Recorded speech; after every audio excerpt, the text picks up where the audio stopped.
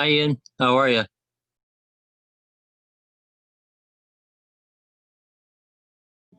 Hello. Is that you, John? Yes, it's me. I just started the meeting. Excellent. Thank you. Mhm. All right. I'm going to go mute here for a minute and let everyone else show up.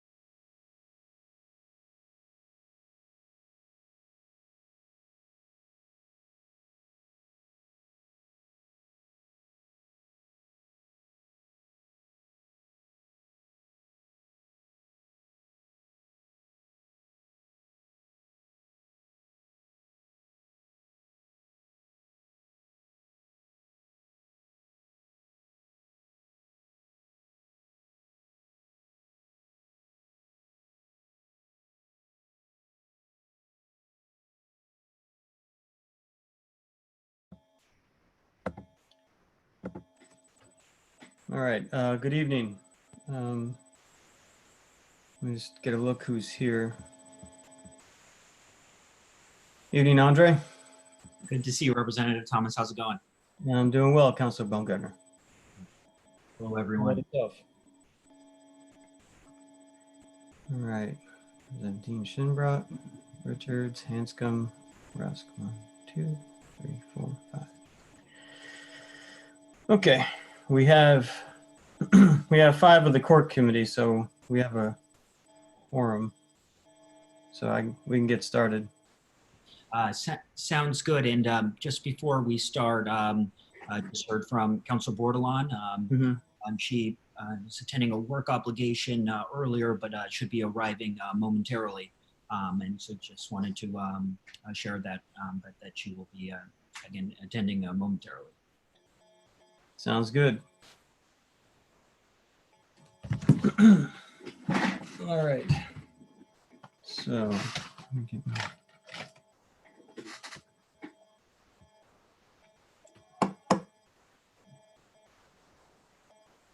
my- Town Manager Burt, are you there? Yes. Is the police chief still able to join us tonight? He should be here any minute. As he mentioned before, he was coming from another meeting. So Okay. I anticipate him any time now. I'll text him and see what his ETA is. All right. So, let's see, we got some regular housekeeping to get through. Or I could just hold off calling it to order for, let's give it like 5 minutes.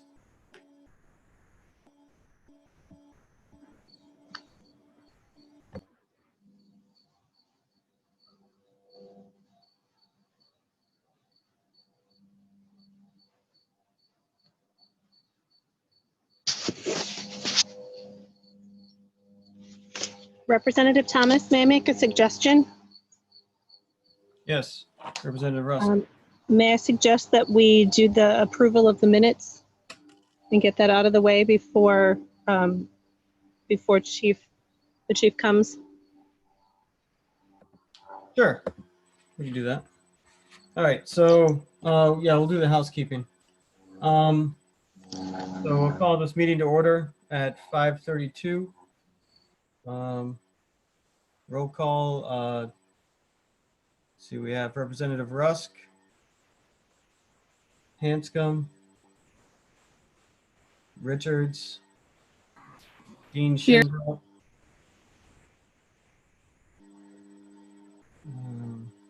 and moderator Evan, and Councilor Baumgartner. And it looks like Bordelon may be logged in, but not present. Councilor Bordelon? No. All right.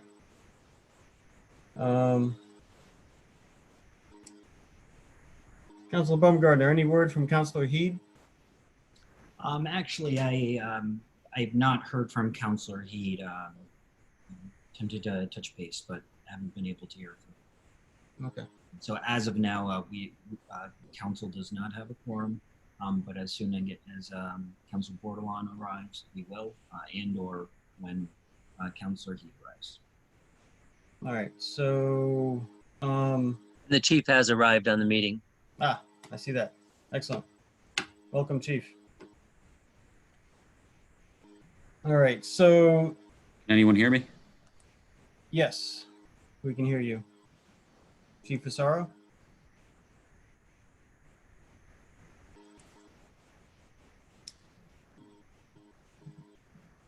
All right. Communication and reports. Does anyone on the committee, the court committee, have any communications or reports to go through? No. Okay. And approval of minutes. It's as far as the minutes that were issued on in regards to the September 2nd meeting. I'll entertain a motion to approve the minutes. So moved. Representative Rusk. Yes. All right. Second by Richard. All right. Any discussion?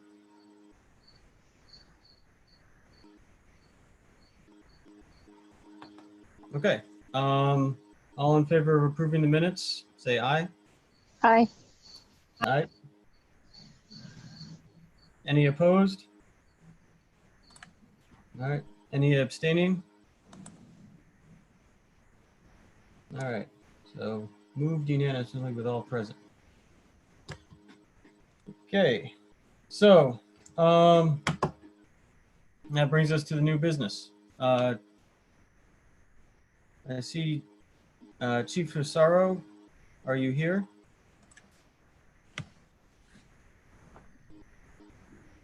Hello, Chief.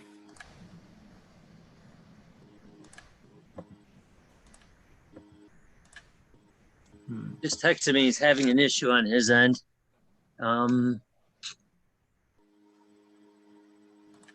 right, well, let me, we can dip into a little bit of Cork housekeeping further while we wait.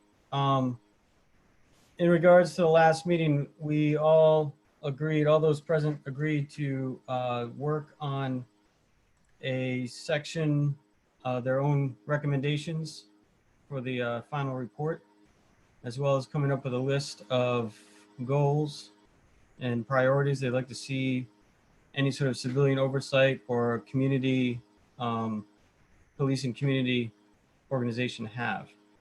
So I just maybe touch base on that. And initially we thought about having that ready for tonight. However, given that we want to have a conversation with the chief, it may make more sense to bump that to get that submitted, get all our pieces submitted over the coming week before the 30th, so we can do a final review of the document on the 30th. So we can discuss that briefly. How is everyone doing with their pieces and their list of priorities and goals? Does anyone have anything to discuss in particular?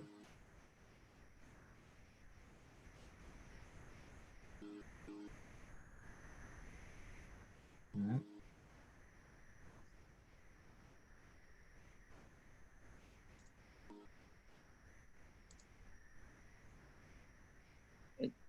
I think the chief just re-logged in. Okay. Chief, can you hear? Chief Fusaro, can you hear us? Chief? Yeah, I can hear you now. Can you hear me? Yes, we have you now. Gotta love technology. Yeah, it's an irony, that's for sure. All right, so I want to thank you for joining us tonight, and also thank you for the efforts put into compiling the data as far as those 4 items in particular. That's a great spreadsheet we have here. Good reference point, so thank you. Welcome. So I could just open the floor. I mean, all these agenda items kind of blend together to some extent. So I'd be fine with opening the floor to the rest of the committee to, if they want to discuss any of the details or, the background. So does anyone on the committee have anything they want to bring to the table in regards to these items?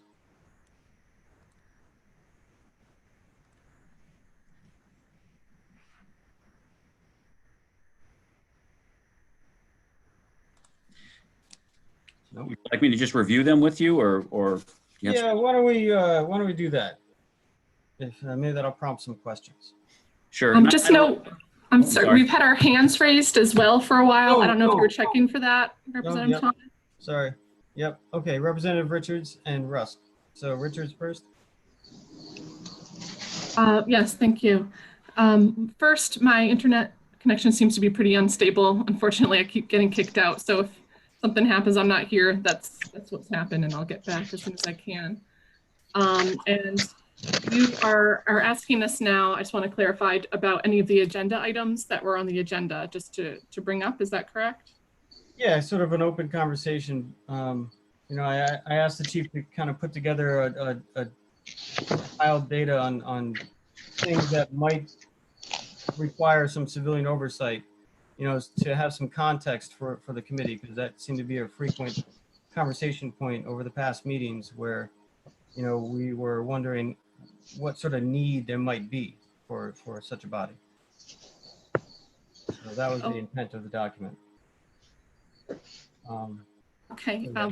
Well, I guess, you know, I've got a couple of questions here together, and I didn't put them together in particular based on what was in that attachment, but I did put them together based on looking at the National Association for Civilian Oversight of Law Enforcement, and I saw that they really see a benefit to civilian oversight to be that, you know, by establishing some sort of oversight system, public officials are provided the opportunity to demonstrate their desire for increased police accountability and the need to eliminate misconduct. And I was just wondering if I could pose a question to Chief Fusaro about that, actually two. One is, do you agree that civilian oversight in some form, and there are many different forms, might help to show a desire by the Groton Police Department and the town to hold police accountable for misconduct? Sure. Be happy to answer that. First, I guess, so listen, that's a system that we have here, civilian accountability. We have it now. I'm certainly accountable to the town manager and to you, both bodies, the RTM and the town council. What that looks like here and what that looks like in different communities is certainly the subject of your consideration. I guess I would respond with somewhat of a question: is what do we want that to look like, and what are we trying to achieve? What is the desire? I do believe in transparency. You've got that transparency in front of you.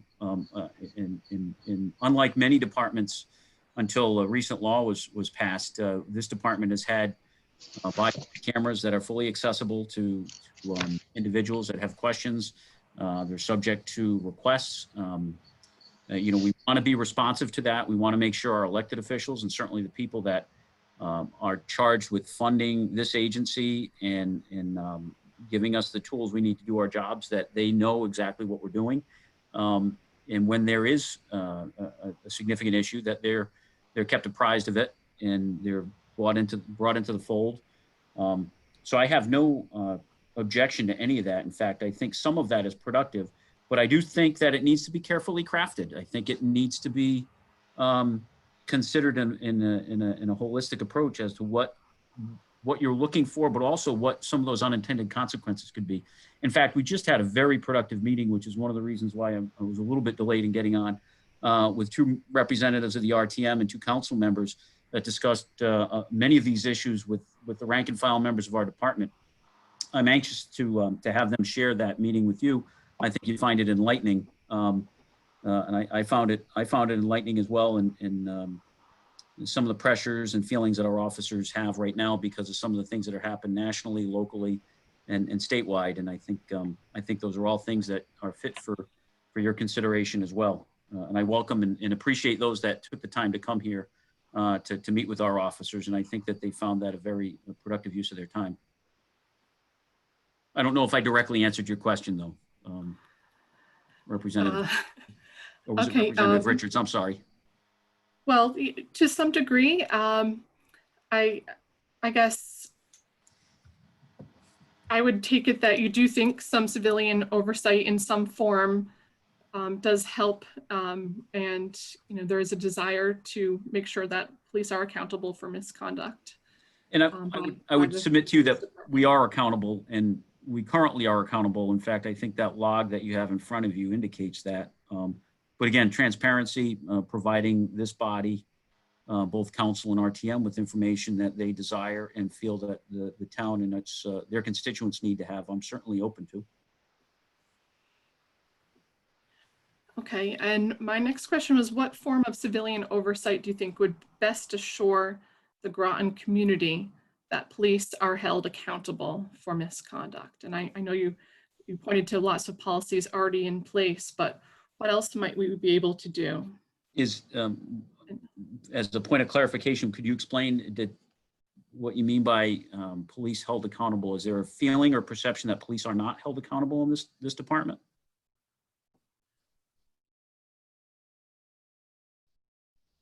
Well, I guess, that certainly is part of the question there.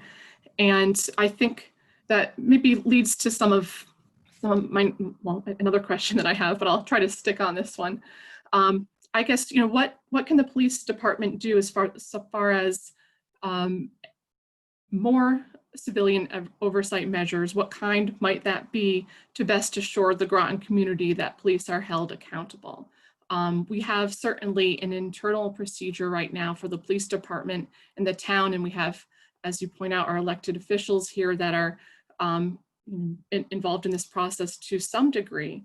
But do you see room or a need or some different options, like a review board that might simply do review of investigations and have a recommendation? Do you think something with more powers might be better for assuring our Groton community that there is accountability? What would you see as a kind of a best practice for that? I don't necessarily think we need to adopt what other communities have that are suitable for their community. I think we need to find something that works for us. If there is a perception of a lack of accountability, then I think that that's certainly a discussion that's suitable for this body and for your consideration. I do think it goes back to transparency. Do I think there needs to be transparency? For sure. Just a response that fits a national narrative may not be productive and helpful, but having a system in place where we can say, hey, this is what's happened.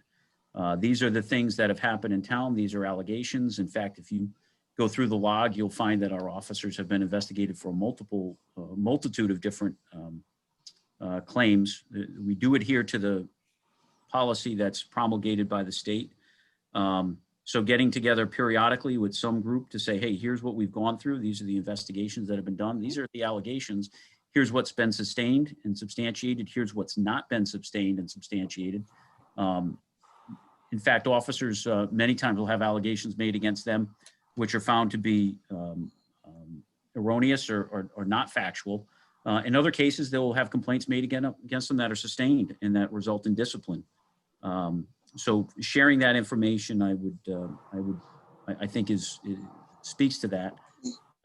Having some independent investigative body here, I think is a bit concerning to me, because I think there's a lot of things that need to be considered. One of the points that was just brought up in this meeting is being conscious of all the policies that we have in some cases for, just take domestic violence, for instance, and when an officer goes to respond to a domestic violence incident, there's a host of legal parameters they have to operate within in their decision-making process, but then all the other things that they have to do as a result. So people need to be familiar with that. They need to be familiar with the current labor laws as well as collective bargaining agreements, the parameters with which you can interview a person that's subject to whether it can be used in court later on or not used in a court later on if you order someone to talk. So there's a lot of things, I don't know which, I really can't answer directly what I think it should be. Do I think there's a systemic problem in this department that calls for the need? No, I don't. But if you're saying to me, hey, we want to know what's going on, we want to make sure that things are done the right way, I endorse and support that and say, hey, yeah, let's have some kind of ability to have that discussion in a respectful and constructive way that gives you and your constituents the assurances that this department is managed the right way and our officers are operating within the constitutional parameters that they're given. Well, thank you, Chief Massaro. I think we all do want to make sure we have effective and professional police services in our town. And as you bring up, civilian oversight can be useful for citizens as well as the police to make sure policies are being held, and there are outcomes where sometimes it is determined that there was misconduct and other times not, and that can vindicate either people in those situations. I have other questions, but I'll let you get to the next person. Come back. All right, Representative Rusk. And I would Thank you. Councilor. Chief Massaro, I wanted I'm sorry, Andre, were you? Yes, Representative. I just wanted to know Council Bordelon arrived at 5:40, and then I apologize, Representative. All good. Oh, no worries. No worries. Chief Pizarro, I just wanted to start by saying thank you for compiling this and thank you for coming tonight. I think hearing your feelings on this and your side of this is very important for our committee. So thank you for being here. I do have a couple questions. I noted that in your chart that there were some issues that were found unsubstantiated. Who determines that they're unsubstantiated? And is there any recourse for people who don't agree with this finding? Sure. It's based on a preponderance of the evidence, which is a legal standard that we utilize commonly in internal investigations. What that basically means is if you took a scale and you said 50-50, the preponderance of the evidence would weigh more heavily in one area than the other. For an arrest, we use probable cause, which is a higher legal standard. This is not an arrest. We're not taking somebody necessarily into custody. If someone does take issue with it, then they certainly can bring that matter to the town.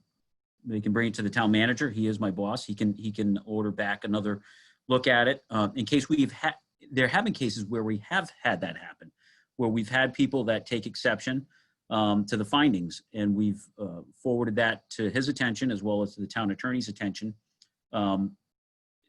Facts don't change. I mean, we report the facts, and the facts are what they are.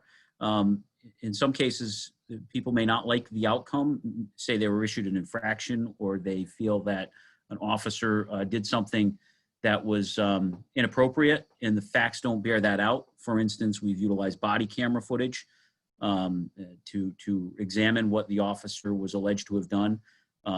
If a person complains that they shouldn't have been issued an infraction, but yet it meets the statutory requirements and the officer was proper in issuing that infraction, they have an avenue of recourse to go through the court system. If they feel like their arrest was made in error, again, the avenue is through the courts. And the other avenue of recourse that they have is through the civil system of the courts, where if they feel that there's been something that happened that needed to be handled differently, there's certainly that opportunity. And in fact, the most recent legislation opened the door for that even further than it already had been opened before. So there are avenues of recourse. I will submit to you that occasionally people will make a complaint, which is not to the resolution, and that was not to their liking, and that does happen.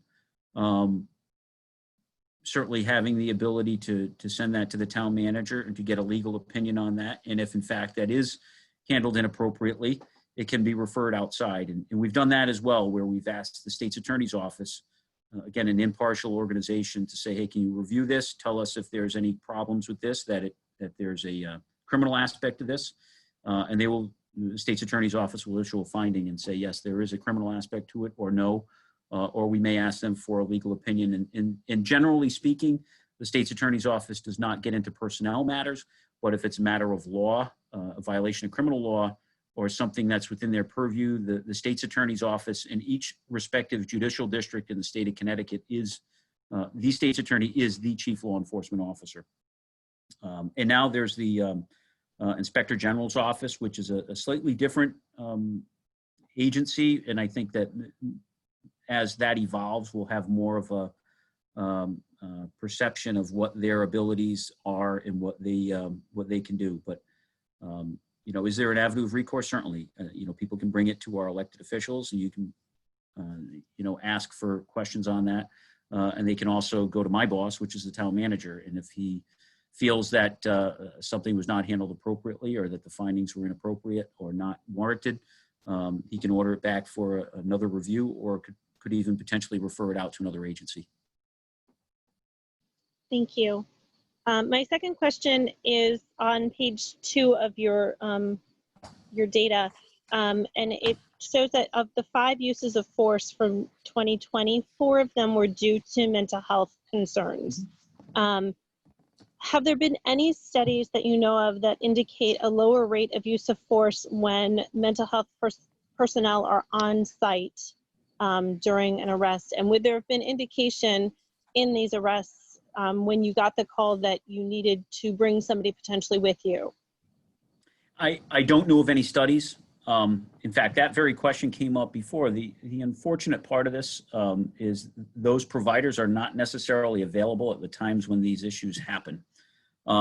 If you look at the last one that I put there, the fifth one, the fifth use of force, I don't believe it would be prudent or responsible for us to insert someone that is not trained into a situation where they could potentially expose themselves to harm. Meaning, in that particular case, our officers appropriately used force for an individual who was in the process of cutting their own throat, and our officers took action. You know, that we hear a lot about this concept of de-escalation, which certainly de-escalation is the intended outcome, but sometimes the methods to get to that point are different. Some of those may be verbal communications, the training that we give officers. Having someone on the scene, you know, that's a what if. I don't know if it would have had any impact or if it would have had a dramatic impact. I really can't assess that, but the availability of mental health providers in the field on a regular basis is certainly something that I think we would support and would like to have. But the reality of it is that those providers are not there all the time. Even the ones that are available now do not come out after 11 p.m. You know, sometimes have limited availability on weekends, holidays, that sort of stuff. So an increase in that, could it be productive and helpful? Absolutely, sure. But to say that's a cure-all, that would solve all of these issues, and sometimes that mental health issue that we're dealing with may only be something that's of a brief nature, or may be induced by some chemical dependency or something else. But I provided those because those are the most recent uses of force. And I will tell you this, and I think you acknowledge this, and we've certainly seen the trend recently is to try to get more mental health providers. Police today are dealing with a myriad of issues beyond traditional policing. I've talked to the council, I've talked to the RTM, I think previously about that many times our officers are put in these situations because there's no one else to help them. So I guess the end to that statement would be if there is an interest in increasing mental health providers and incorporating licensed clinical social workers or psychologists, you know, certainly I think there's a benefit to that. To say that it would alleviate any and all cases like this where force was used, I think that probably is not a reality. Thank you. Are there, I don't mean to monopolize this. I do have one more question if no one else, if I could keep going. Representative Thomas, is that okay? We have a Representative Dean Shinbrough and Representative Flax, and also I should put myself in the list as well.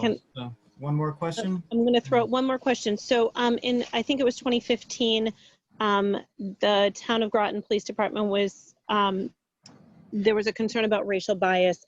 Do you have statistics on the number of people pulled over based on their ethnicity and based on the percentage of the town population? And that, Sure. I mean, I'm okay with that coming to me later. And then my follow-up question with that real quick, and it can be asked later or answered later if nothing else, but how has the Groton Town Police worked with engaging the community since that time in community policing to improve that? Sure. Thank you. Sure, I can answer that relatively briefly. You have access to that information at your fingertips. Go to CTRP3.org. That is a Connecticut Racial Profiling Prohibition project that has data for the entire state of Connecticut, every municipal department. The one that you alluded to happened actually in the 2013-14 year. I serve as a committee member on that now for that state panel. That information, we early on in my tenure, right when I got here, the report had just been released, did a lot of research, a lot of information was gathered. I would submit to you also that if you contacted the people that authored that report, which is done at the Institute for Municipal Policy and Research, they would tell you that the data that they utilize now and the metrics that they use to gauge that has evolved. Were that study to have been done today, this department would not have been on it. And there's a myriad of reasons I can get into, but I don't want to monopolize the time here. But there's a lot of reasons for that. But what have we done? Well, part of the problem is when I first got here and assumed the position of chief of police, our community policing program was defunct. We have reinstituted it. like anything, there's a cost to it. We don't have the community policing program that I would like to have, but we have one that is a very good program. We have an officer that organizes it. We do community engagement, as you can probably see out in the public with our community policing officer, Officer McClellan, and her canine companion that I'm sure many of you have met, and our new one, I should say, Chase. So we've done a lot of that. We work with our Parks and Rec department. We do it through social media. We did not have that platform in 2015. We had no social media engagement. We're constantly trying to improve that and evolve it. So those are just a couple of the things. Again, that information is available to you. It's done through the Central Connecticut State University. If you want information on traffic stops throughout all of Connecticut, you'll be able to get them through that site. Thank you, Chief. I appreciate it. Just a quick little bit of business before we move on. John, would you, I think you just brought Councilor Bordelon back in, right? Yes. Great, thank you. Representative, I lost track there. I wasn't sure who put up their hand first. Dean Shinbrot? Yep, okay. I thank you for joining us, Chief. I really do appreciate it. Thank you for having me. I have a question. I have a comment. The new dog is wonderful. Officer McClellan brought her to the new Groton Middle School. And when the staff, it was just staff only, and we really needed it. And it was a great tool for all of us. I'm a huge mental health fan component. I think we need a social worker. I think we need so much in the mental health field to be with you. And I don't know if we can get enough certified people. It would be nice, but I don't know if there are enough out there to hire. And my other question is, what does POR and BWC mean? Because I'm definitely a novice when it comes to anything to do with the police besides utilizing their services. BWC would be a body-worn camera. Are you referencing some acronyms I used here? Yes, I am. Find all of them in the first time I used them. What was the other one you wanted? POR. Performance observation report. Oh, not point of reference. Okay, terrific. Yes, thank you. performance observation point. That's basically a written documentation. Okay. It's a form that we have. Okay. What kind of community policing would you like to see? Well, I'd like to have, I think I'd like to have more officers in it. Something where we could we get out into certain segments of the community. For instance, what we tried to do early on in my tenure is we had a couple of locations where we wanted to put a permanent party there. We did that in the past, probably 20 years ago, where we had a community policing office in Navy Housing, another one in Pequannock Bridge, and then we had another one in Mystic. Yes. We've done a lot with a little, so I don't mean to say that our community policing efforts now are in vain. They're exceptional, but we could do more and more engagement. There's a trust that you want to build with the community, and our officers have a community-oriented philosophy. But a few years ago, until it was funded, until we got some funding in the budget for community policing, we didn't have dedicated community policing. For instance, I spoke with our community policing representatives today, the sergeant that oversees that, as well as Officer McClellan, and gave them some ideas about things that I thought we should look at for the near future. And I'm not going to steal their thunder and say what those things were, because we haven't fully vetted them and found if they were something that we could pull off. But there are efforts that I think are good for the community, that build trust with the community, that build engagement. And when people trust the people that they know, i.e. police officers, they're more apt to share information with them and more apt to have a relationship that is meaningful and productive. And that's what I think community policing is all about, that building that trust. You know, if there's something happening in a particular area, to have a person that they know, that they can talk to, that they can rely on. And getting back to the mental health part that you brought up, I concur. The town manager has talked to me about that. We've discussed some options. Like anything, whether it's community policing, whether it's mental health providers embedded with the police department, there's certainly cost factors. And I know those are things that you as elected officials need to consider as well. You know, what's the cost benefit? Is it overly costly to the taxpayers? Is it something that is a good investment that's worth the cost and expense? Both programs, I think, are things that certainly should merit, dollars towards both community policing and getting some type of connection with mental health providers. And by the way, we have talked about that. In fact, last year, after I went to a meeting with the FBI, I got a presentation from a system that's out, or program out in Southern California, that they have mental health providers that work with police officers and go out on patrol with them. But as you said, it's a very specific set of skill sets. They need to be credentialed, and that's something that you've got to be prepared to pay for in the right way.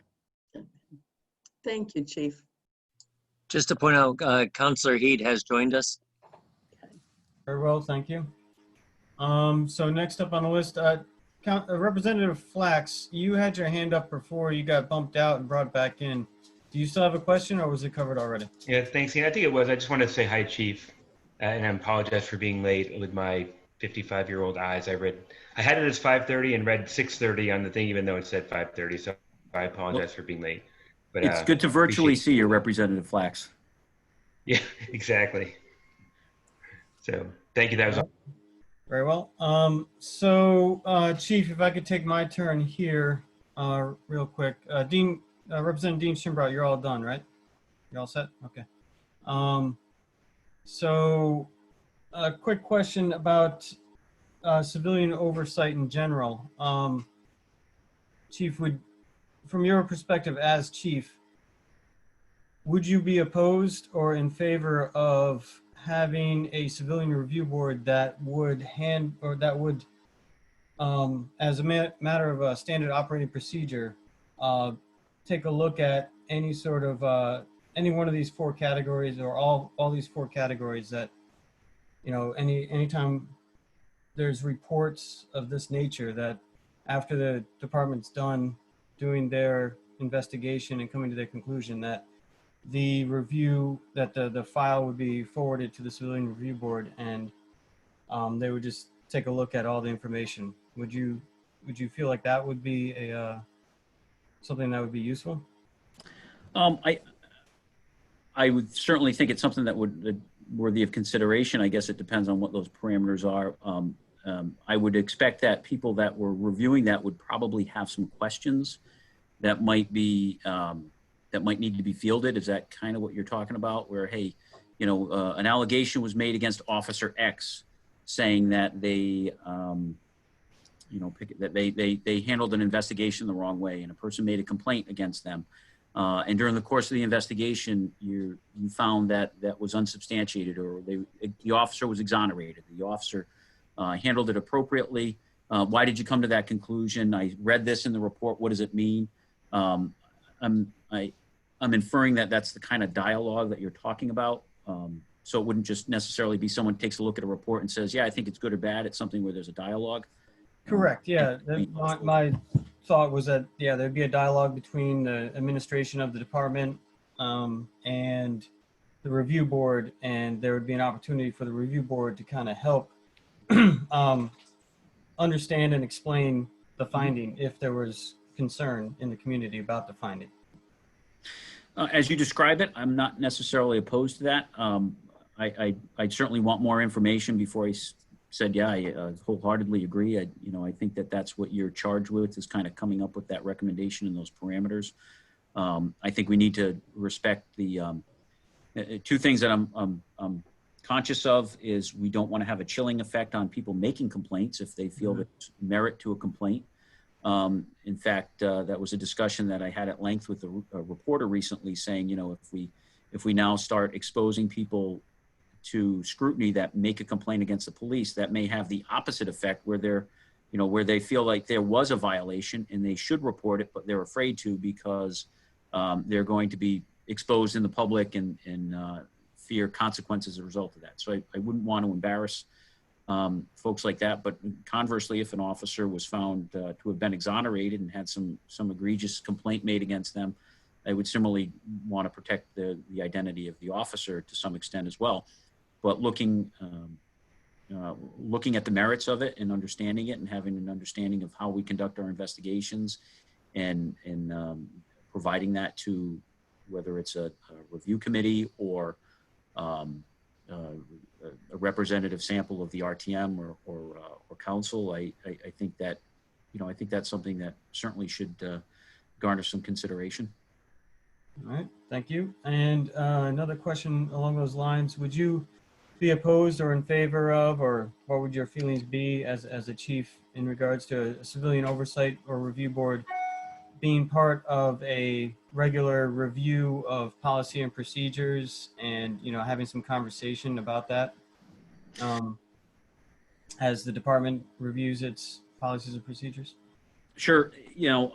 I would be a little bit more cautious about that. Not that I wouldn't want to get advice and counsel of others, but the policies and procedures that we have, many of which are prescribed by the state. And I think what you're going to see in the future is that the policies and procedures that every police department have are pretty scripted by either state law or the Police Officer Standards and Training Council.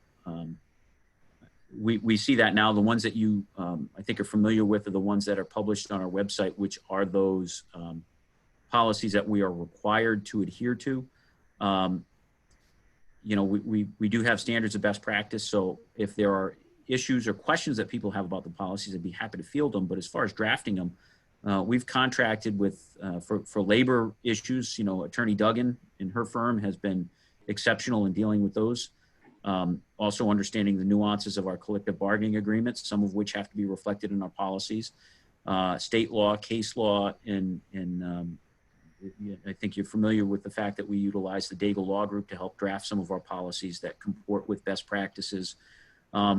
Much like happens in other organizations and professions where you have subject matter experts drafting them, getting input is helpful. Some of those policies, there is no wiggle room on. So understanding that, but if there was something unique to the town that says, hey, we'd like a policy on how, one particular area of concern to our town is this, maybe we would like to have some input on that.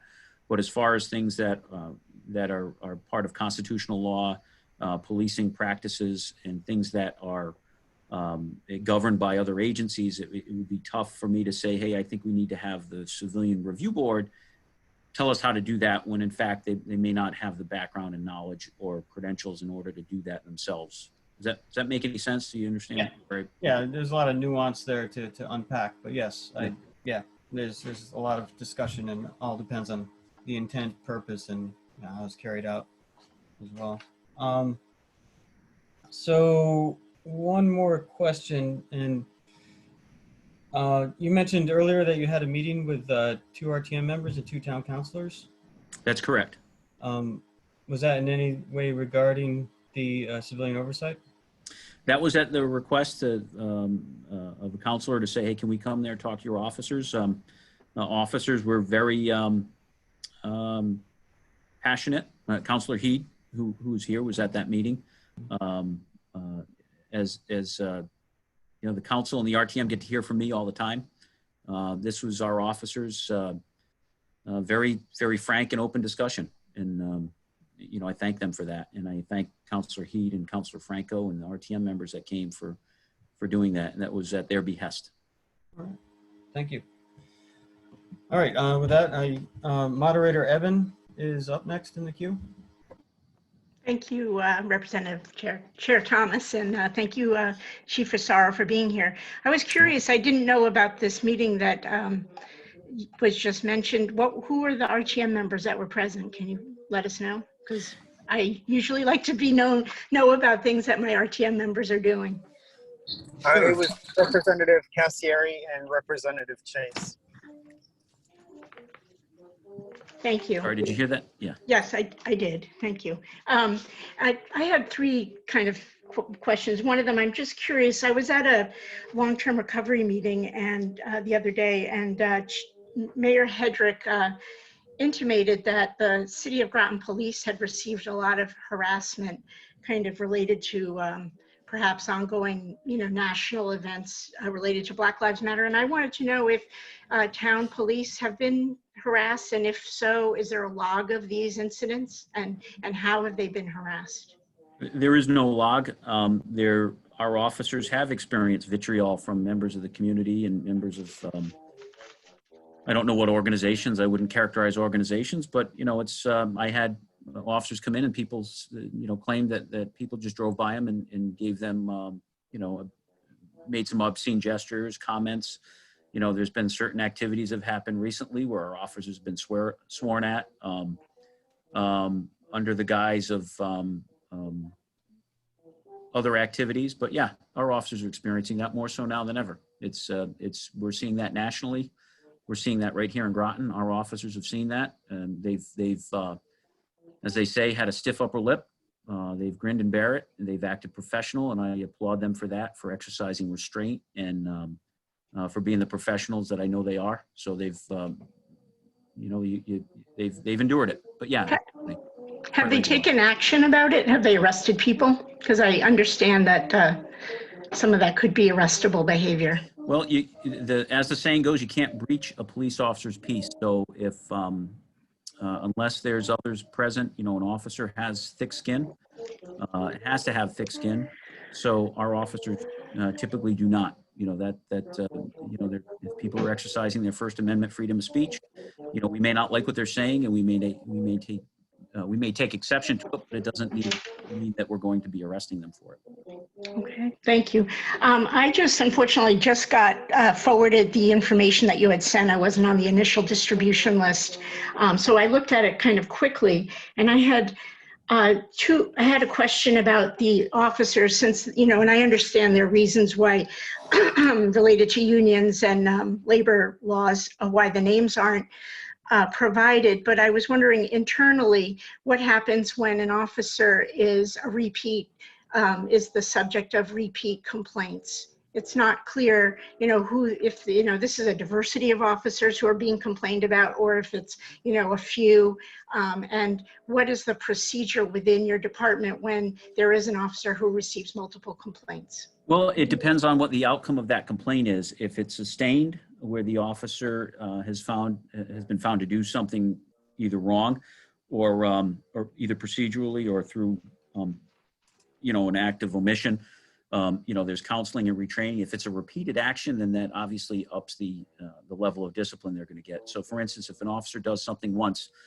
and it's relatively minor, and it's not something that is a fatal flaw in some way, shape, or form, then that officer is dealt with through a process which is progressive discipline. So discipline will happen at the lower level, and then as it continues, it could lead to eventually even to termination.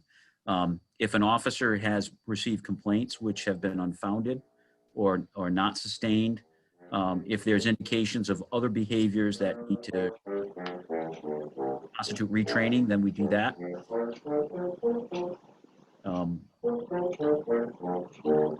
Yeah, I guess I'm sorry, you're breaking up perhaps. No. I think it was the two. I didn't know. I hear a tuba somewhere. Oh, that's a bassoon. That's my daughter. Sorry. I should be on mute. I closed all the doors and she's in a different room, but maybe I should try moving. Is it very distracting?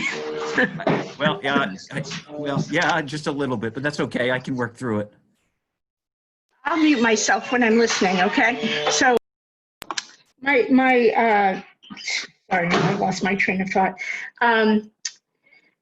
Just curious about, I think Representative Tom Richards had asked some questions before about transparency and the internal process of review. And one of the things that I'm concerned about is the conflict of interest, or the appearance of conflict of interest. And I'm not saying that there is any reason to have that, but I know, looking at some of the events that have happened, say in Rochester, where it seems that there was, from just reading the newspaper, there was some serious lack of transparency in the review of some cases of the use of force. I'm just curious how the department, avoids that lack of, or avoids that kind of appearance of conflict of interest, and how perhaps more transparency and objectivity can maybe be shown to be involved in that process. So if you could just go through the process and what safeguards you have on conflicts of interest, that would be great. Yeah, I can't speak to Rochester, but what I can tell you here is that if there's a question about something that it's brought, I'd bring it to my boss or look for a legal opinion on it. We have the standards that are set. We don't set the standards for how a complaint is handled. You know, we have a state policy that says how we have to handle that. You know, typically if someone makes a complaint, it'll be intake. The supervisor who intakes it will forward it up to the deputy chief, who assigns it a tracking number. A preliminary review is done by the supervisor. If there is any perception of a conflict of interest, it's assigned to someone else. If in fact, you know, that results in a more robust investigation, or there is some type of conflict, we can refer it out. And that has happened in this agency where it's been referred out. And typically, if there was a conflict of interest, not only would it be shared with the town manager and or the town attorney, but it would be shared with the chief state's attorney or the state's attorney's office, as I pointed out before. We do that regularly with complaints, particularly those complaints that may have some criminal component, or there may be a perception of a conflict of interest. We'll contact the state's attorney's office. As I indicated before, you know, Michael Regan is the state's attorney for New London County. He is the chief law enforcement officer for this judicial district by statute. So what we would do is we refer to him or one of his subordinates for a for their purview, for their decision. If they feel that it is something that needs to be handled by another agency, we can ask for it to be handled by another agency. I've referred them out myself. I know the town manager has conferred with others as well. So if there's that perception, then we do refer those out for investigations by other agencies. Now again, with the yet another agency involved, which is also part of the state's attorney system, which is the Inspector General. I believe right now they're confined to significant uses of force, but the process does exist now. Again, I can't make a comparison as you did with Rochester, New York. I just don't know enough about that, but I'm sure there's information that can be gleaned from that. But yeah, I mean, I guess from my point of prescribed to us.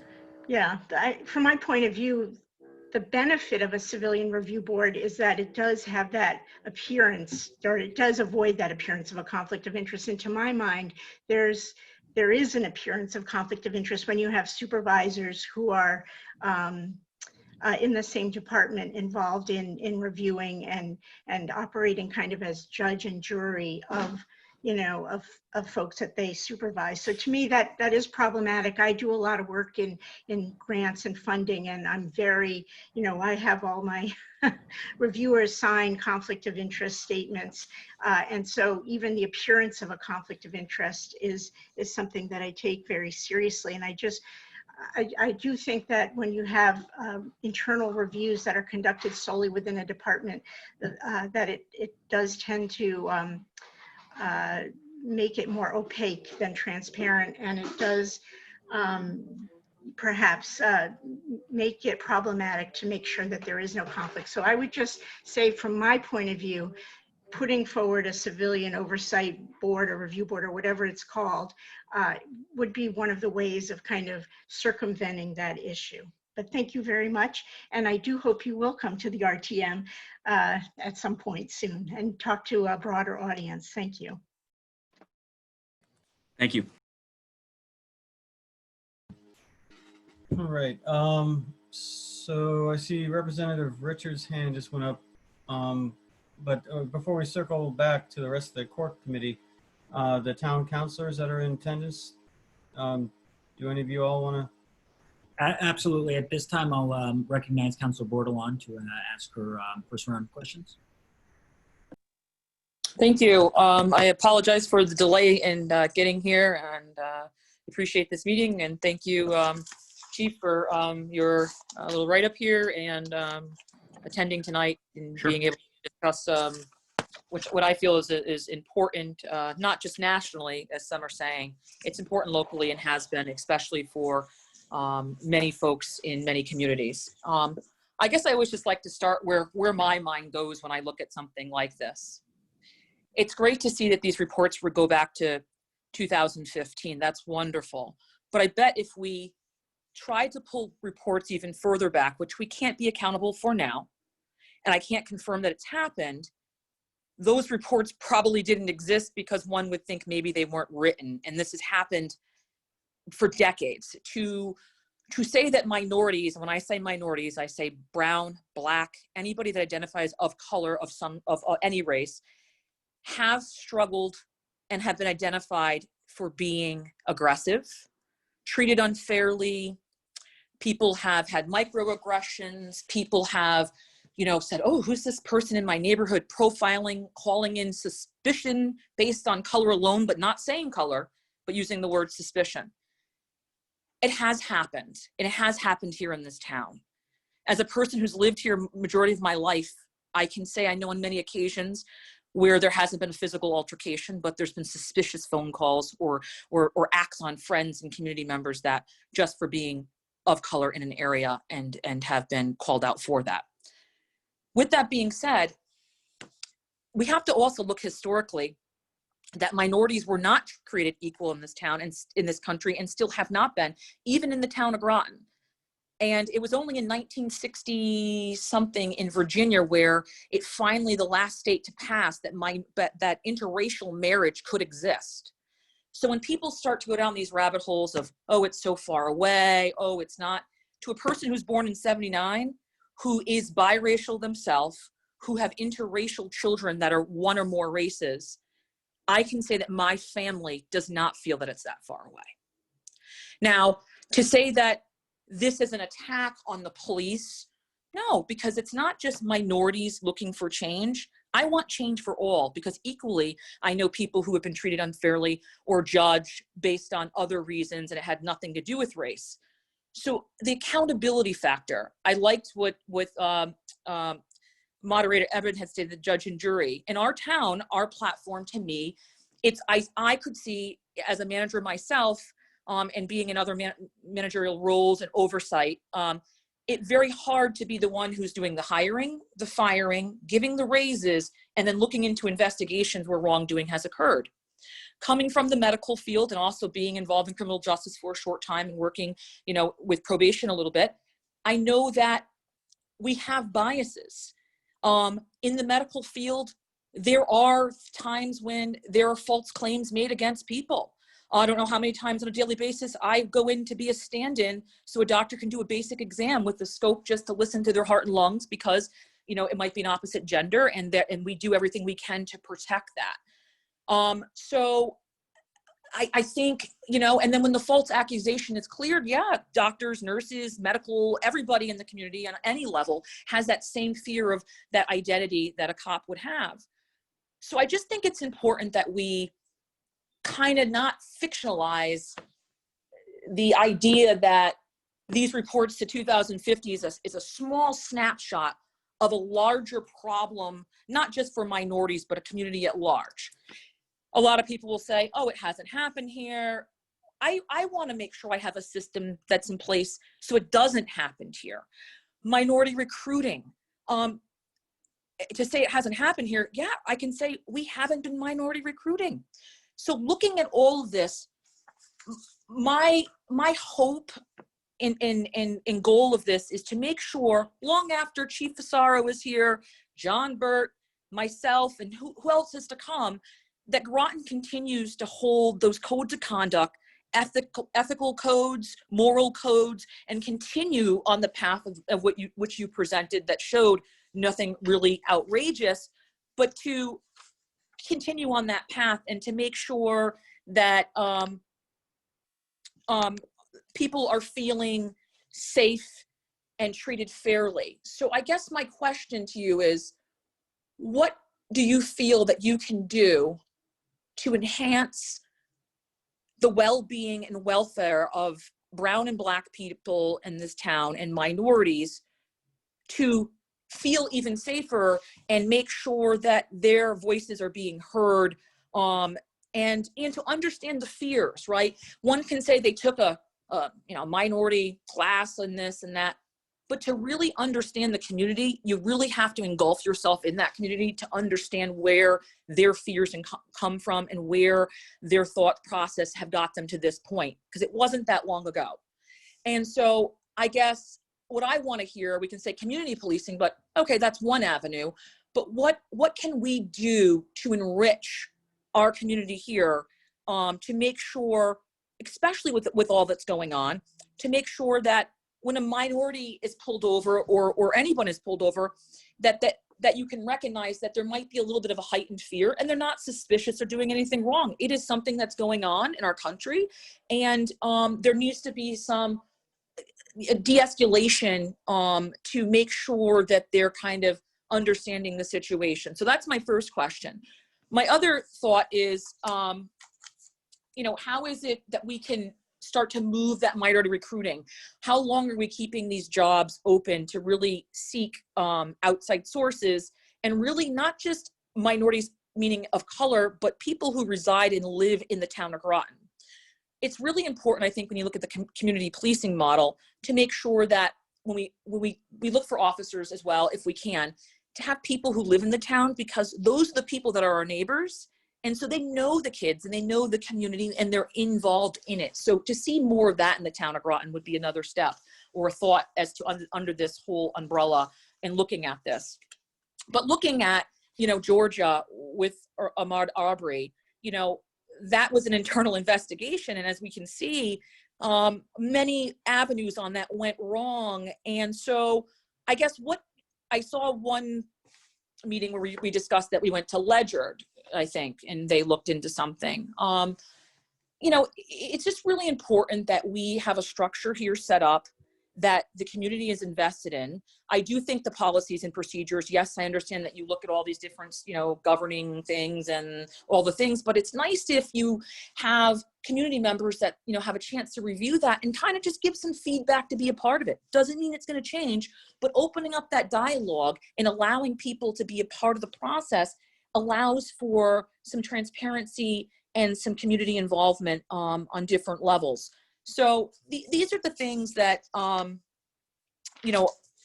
I don't want to see anything happen in this town, but just because it's not a report, one can also say, I've known people say it probably wasn't documented in certain towns. So looking at this model, what can we do to truly support the minority community in this town from our police department to instill that services inequality exists and minority recruiting is top priority, and not just recruiting, but advancements into the ranks. I've lived here. I haven't seen many high ranking. I don't think I've ever seen a Black chief oversight of the police force here. And I think it's important to really start to look at those avenues. So those are my questions to start is, what can you do to help enhance the moral safety and well-being and the fears that the community has at large for the town of Groton? Well, awful lot to unpack there. I'm trying to figure out what the root question is, but I'll try to address it. First, so I'll take it down for you. I can't account for what happened years ago. I've been Right. chief of police since 2015. I was brought in from the outside, as you know. So what happened prior to me getting here, I don't know. I can tell you that those were documented. I can tell you as I look over, and unfortunately, for whatever reason, my camera isn't working. I can show you a file cabinet in my office that has investigations that date back quite a while. They're not inventoried. They're kind of all over the place. I established a procedure that when people made complaints that we tracked them. We tracked them and we followed them to their natural conclusion. So that is something I take serious. It's certainly something I know the town manager takes serious. And we're not going to compromise our integrity or our standards to not handle that appropriately. Much like I can't speak to what happened before me, I can't speak to what happens after me. I can talk to the here and now. I can talk to the Groton, Connecticut, not to Virginia, not for Georgia. I can tell you that our officers operate ethically. If they're found to not operate ethically, then they're going to have a problem. If they are found to have been not telling the truth, they're going to have a problem. If they are found to violate someone's rights, they're going to have a problem.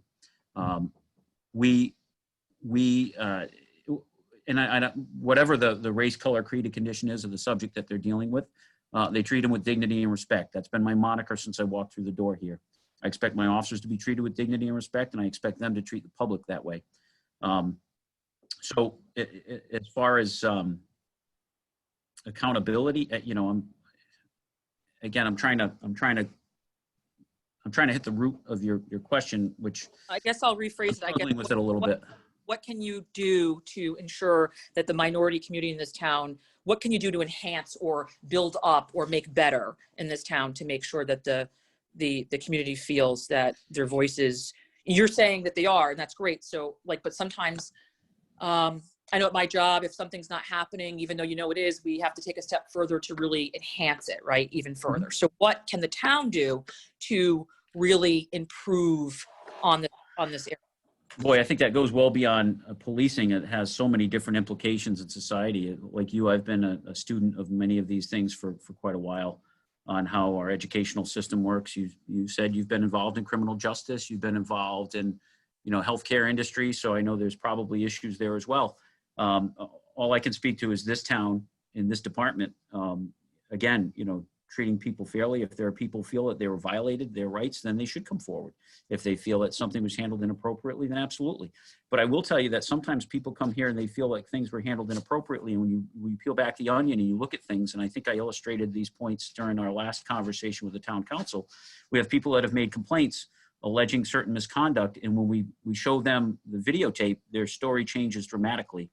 How do I build confidence? Well, we've got to build confidence in the people that we hire. And you mentioned recruiting.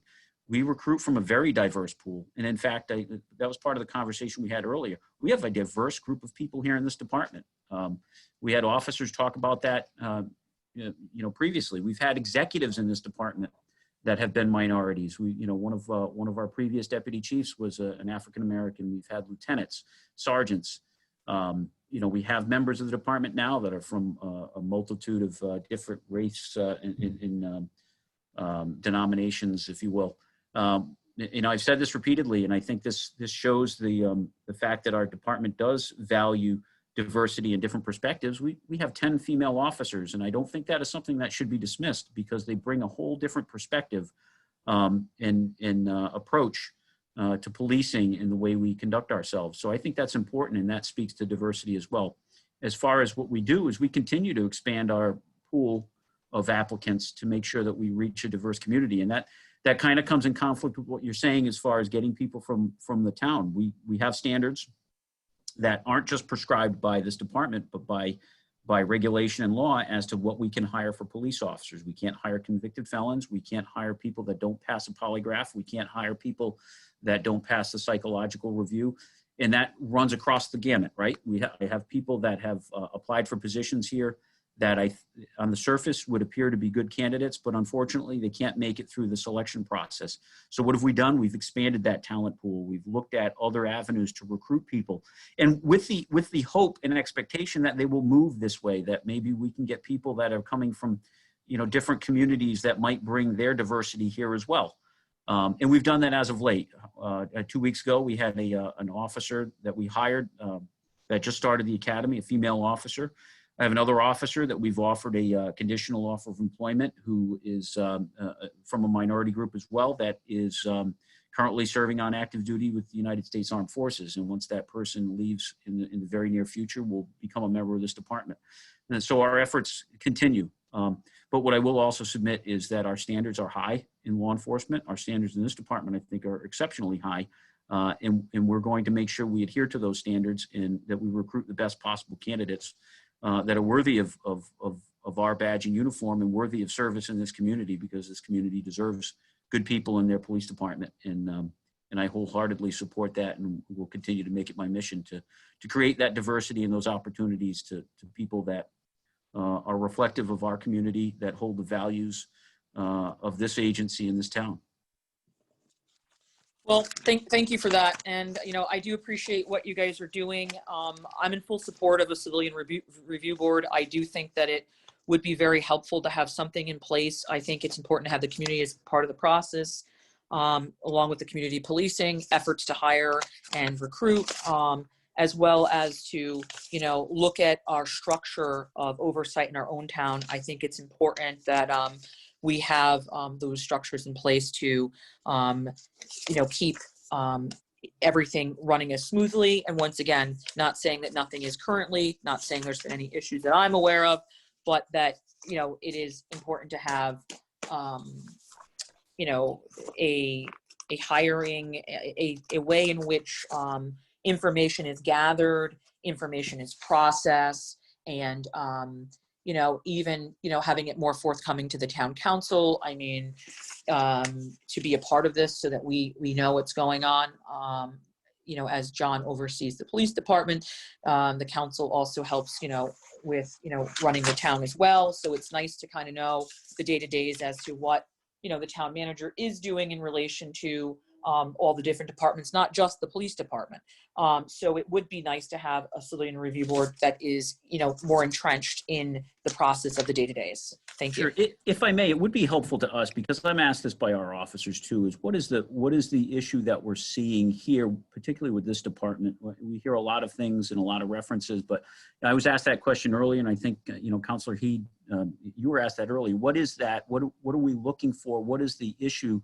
You know, that helps me fielding questions from you, from this body, but also, you know, what are those things that they're seeing that maybe we're not, that we need to be conscious of, because, you know, our officers, this is taking a dramatic toll on them. And I think that their expressions earlier to the group that asked to come and talk to them could probably share that with you. But if I could carry that message back, it would be helpful to me, and it would be helpful to this organization, saying, what is the root cause? What are the, you know, if we do that analysis, and we do a root cause analysis and say, and this is the task of this goal, this is the task of this body, or this system that we're going through right now. What is the purpose? What are those two answers? What is the task? What is the purpose? What are we trying to achieve? That would help me, you know, maybe guide the discussions, but would also help our officers to understand just exactly what they're going through. Is this in reaction to what's happened elsewhere? Because I hear that a lot. And I've heard it in different venues. Oh, it's not you, Chief. It's not your department, but it could be, or you know, those are all tough things for me to field, because it's more nebulous than direct. So I'm looking for that direct connection. So I can't speak for everybody else, but just from speaking from other cops and other people in other departments and everything, it's no target. There doesn't have to be anything wrong to say that you want to change the structure in which a process is being handled. So I guess it's like, for me, I went into work today and the whole process is changing, the way they're doing all of whatever. And it doesn't mean anyone did anything wrong. Sure. I'm interested in knowing more about that, you know, the who, the what, the where, the why, the how, and how we would achieve that. I think the first step would be, don't take it as a personal attack that anything's wrong. Look at it as a changed system as to the approach and way information is gathered and the way it will be distributed. That would be what I could say. I can't speak for everybody else. Thank you.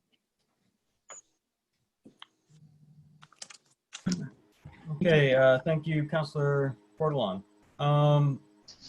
Now I got a chat from Representative Flax, but Representative Richards had raised her hand, and I see Dean Shinbrod. So as far as the court committee goes, we have Richards, Flax, and then Dean Shinbrod.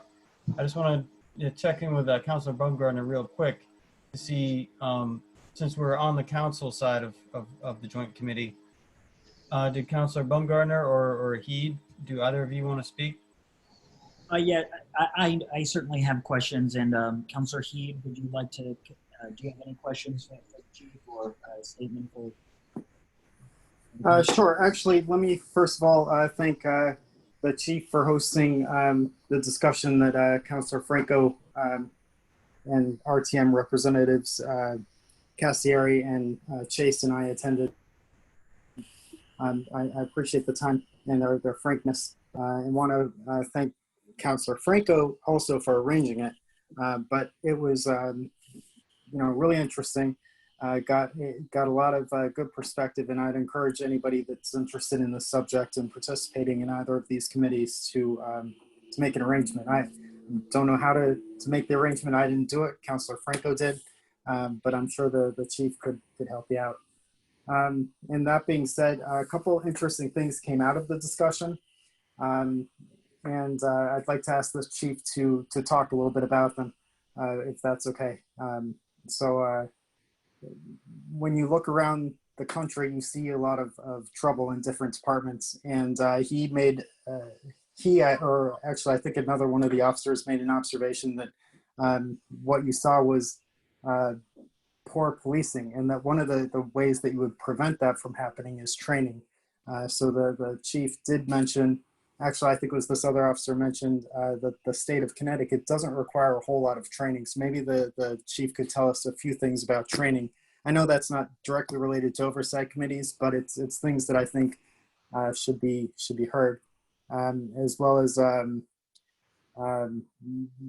question was raised about defunding police, and that's not what we're interested in doing here. We're interested in creating some sort of an oversight or a public review. So in that light, if there were to be people on the review board, I guess from a police perspective, what kind of qualifications would they want to have, or should they have? Because I'm not a lawyer. I don't know how to read their documents, but maybe the chief could comment a little bit on that. And other than that, I don't have any questions. Just wanted to draw out a little bit about that. Sure. That was one of our officers who happens to be a trainer, Officer Wilsick, who's an exceptional officer and a very good trainer. He's one of our trains in a variety of areas for our department. What his point was is that, officers do get a lot of training, but it's never enough. We need more training, and we try to provide our officers avenue of training here. We send them to crisis intervention training, which is not a mandated class, but we send them to that anyway. There's with the new law, the change in use of force standards from Tennessee versus Garner and Graham versus Connor to some hybrid, that's going to require training. That's going to require a whole reprogramming of every officer that's been trained on how and when and in which methods are acceptable under longstanding constitutional law for the last 30 or 40 years. Those are training avenues that are going to have to take place. So to his point is that there's never enough training, and I would agree with that. I am a trainer. I'm a certified police trainer, and I was previously an instructor at the police academy, a full-time instructor for a number of years. So to his point, yeah, there's always training, and I would tell you that any officer on the job in this department or any other department to say it never ends. Every day is a training day. There's something you can learn, whether it's officer safety or techniques that would help alleviate situations. We're constantly learning, and I think that's one of those things that's important to policing as a whole. The other point that we brought out with training is, in addition to that, is one thing I applaud the council and previous councils is their commitment to education. Our officers are very well educated, and I think that's been demonstrated through your commitment to provide them with the contracts that find that to be important and that incentivize that. And I'm sorry, your second point, Councilor Heed, what was? Questions on defunding, because I didn't believe that we had ever mentioned anything about defunding, but you mentioned that certain budget cuts can create problems, like when it comes to community policing, which is one way that you forestall issues. Yeah, we have a very modest community policing budget, and what I'm envisioning in the future is that, as requirements increase, accreditation, all those things, the price of policing isn't going down, it's going up, because there are expectations, there are changes in laws that need to be taught to our officers, and that results into dollars and cents, right? That results in replacement costs, that results in getting people into classes, that results in a lot of other things.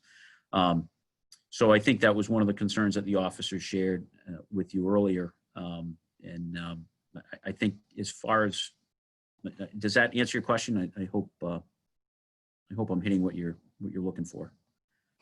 Well, yeah, I mean, it's more food for thought because, obviously we're talking oversight and this is not directly related to it, but it's different ways that address the issue. So oversight may not be the only avenue that we want to approach. That was kind of my point. Yeah, no, great point. Yeah, certainly you get, if you're making an investment in any organization, you expect higher standards, right? And that's what we're looking at, in addition to oversight, is to make sure that our officers are the best trained, that they're, if they're being held to these standards, that there may be some financial implications as a result of that. I think one officer brought up the fact that, with all of this liability and all of these concerns about policing, the comment was made, if we want people to be trained to the levels of doctors and lawyers, that we need to pay them as doctors and lawyers. I think that was, if I'm hitting on the comment that you're referring to. But I'd also say that our officers are exceptionally professional and that they take pride in what they do and that they seek opportunities to improve themselves, both through training that the department sponsors, but also going and pursuing advanced degrees and being involved in other organizations outside of policing that make them a more well-rounded person, not just an officer, but a well-rounded person. So I think those were some of the points that were made.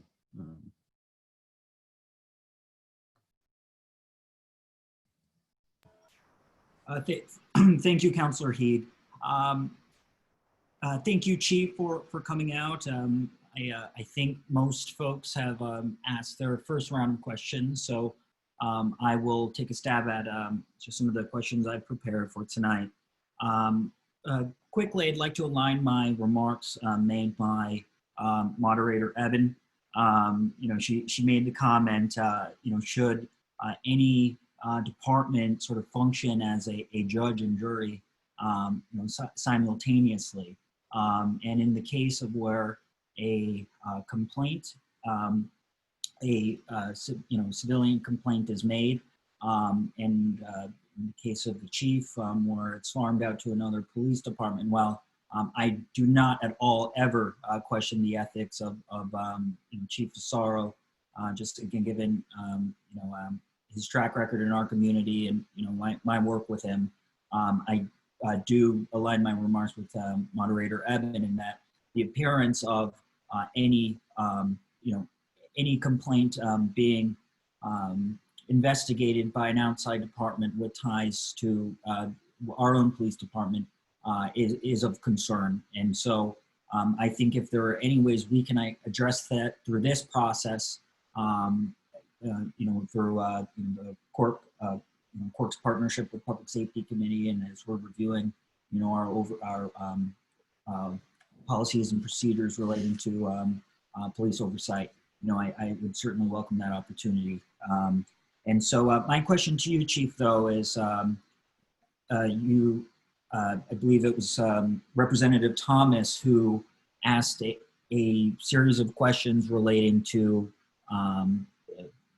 police data, and you sent over the complaint log as well as a comprehensive memo to him, which he forwarded off to me with a plethora of information regarding arrests over the last 5 years, and as well as a list of the civilian complaints that you and your office have received, as well as how your office has dealt with those complaints. And so my question is, I guess a statement and then a question. In my opinion, that is information that should not at all needs to be requested, though I don't think there has been a precedent ever here in Groton where that information would be readily available online. So my recommendation would be that there would be an up-to-date log, maybe updated every 1 to 3 months, ideally every month, that includes the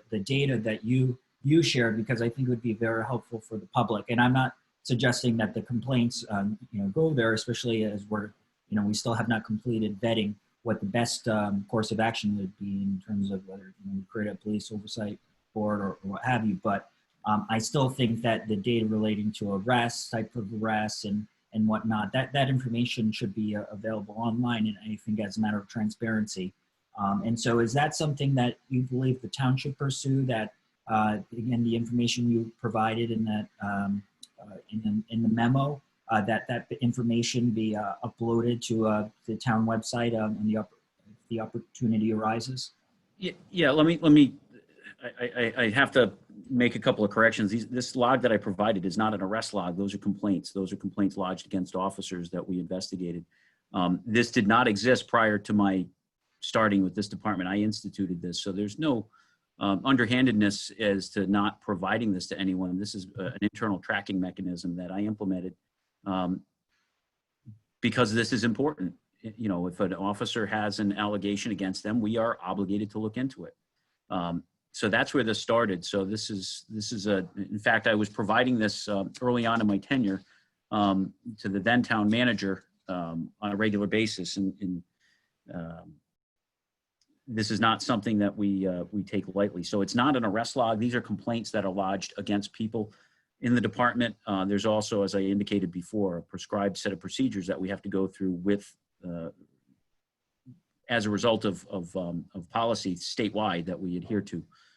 So you may find different things in different communities. This is how I've chosen to put it together because there was nothing similar to this when I took office. So, and that is not to allege that there weren't investigations done and there weren't complaints addressed before, because there were, but this is the way I chose to handle it. And as you'll also annotate on this, there's also a similar or corresponding complementary log where we do get correspondence from the public indicating outstanding officer actions that we feel is important to also reflect accordingly and make sure that those officers know when they've gotten attaboy that they should be aware of it. So kind of in contrast to just getting the complaints, that if they've done a good job and someone recognizes it, they need to know that as well.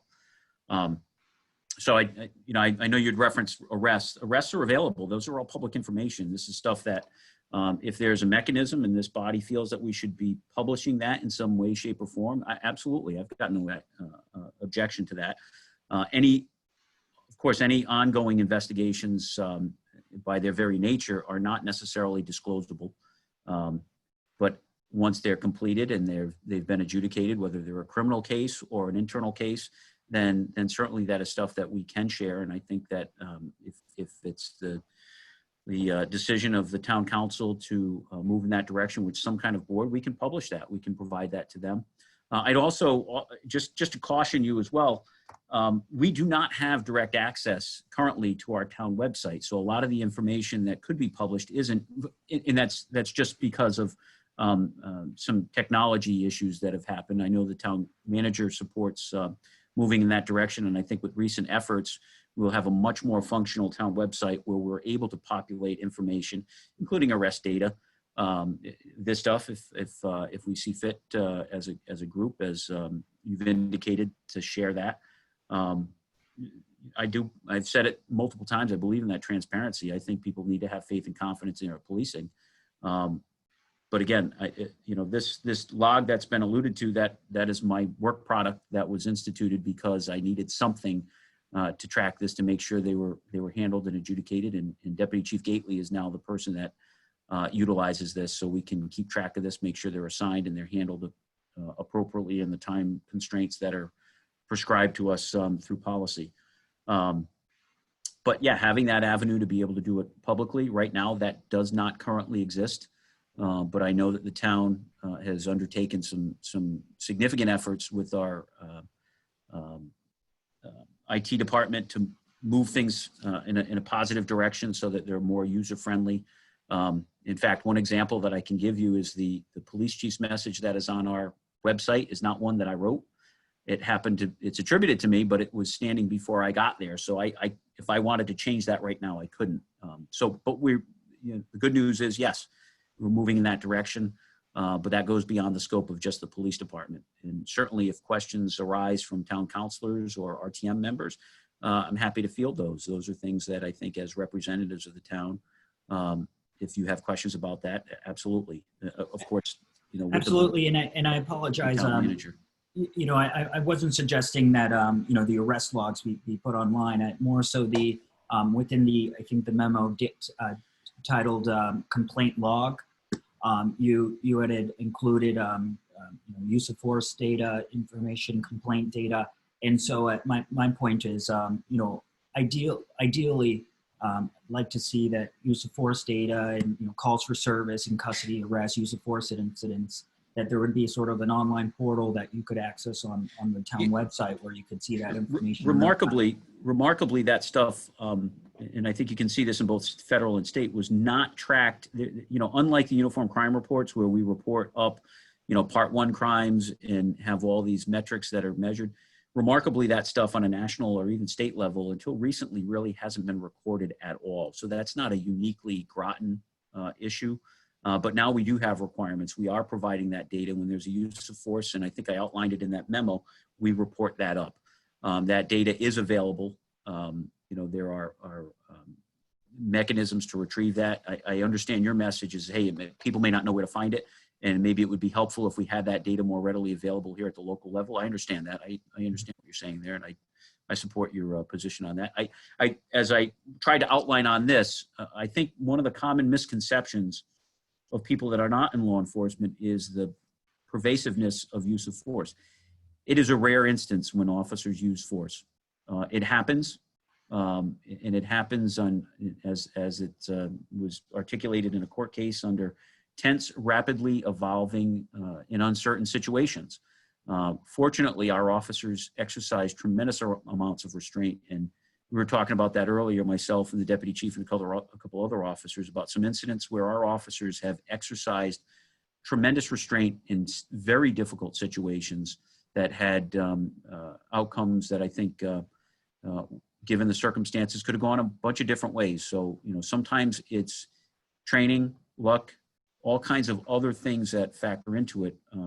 But I'm proud of the actions of our officers, and I think that the fact that you see all of our use of force, that you have it outlined for the last several years, kind of gives you an idea of when that happens.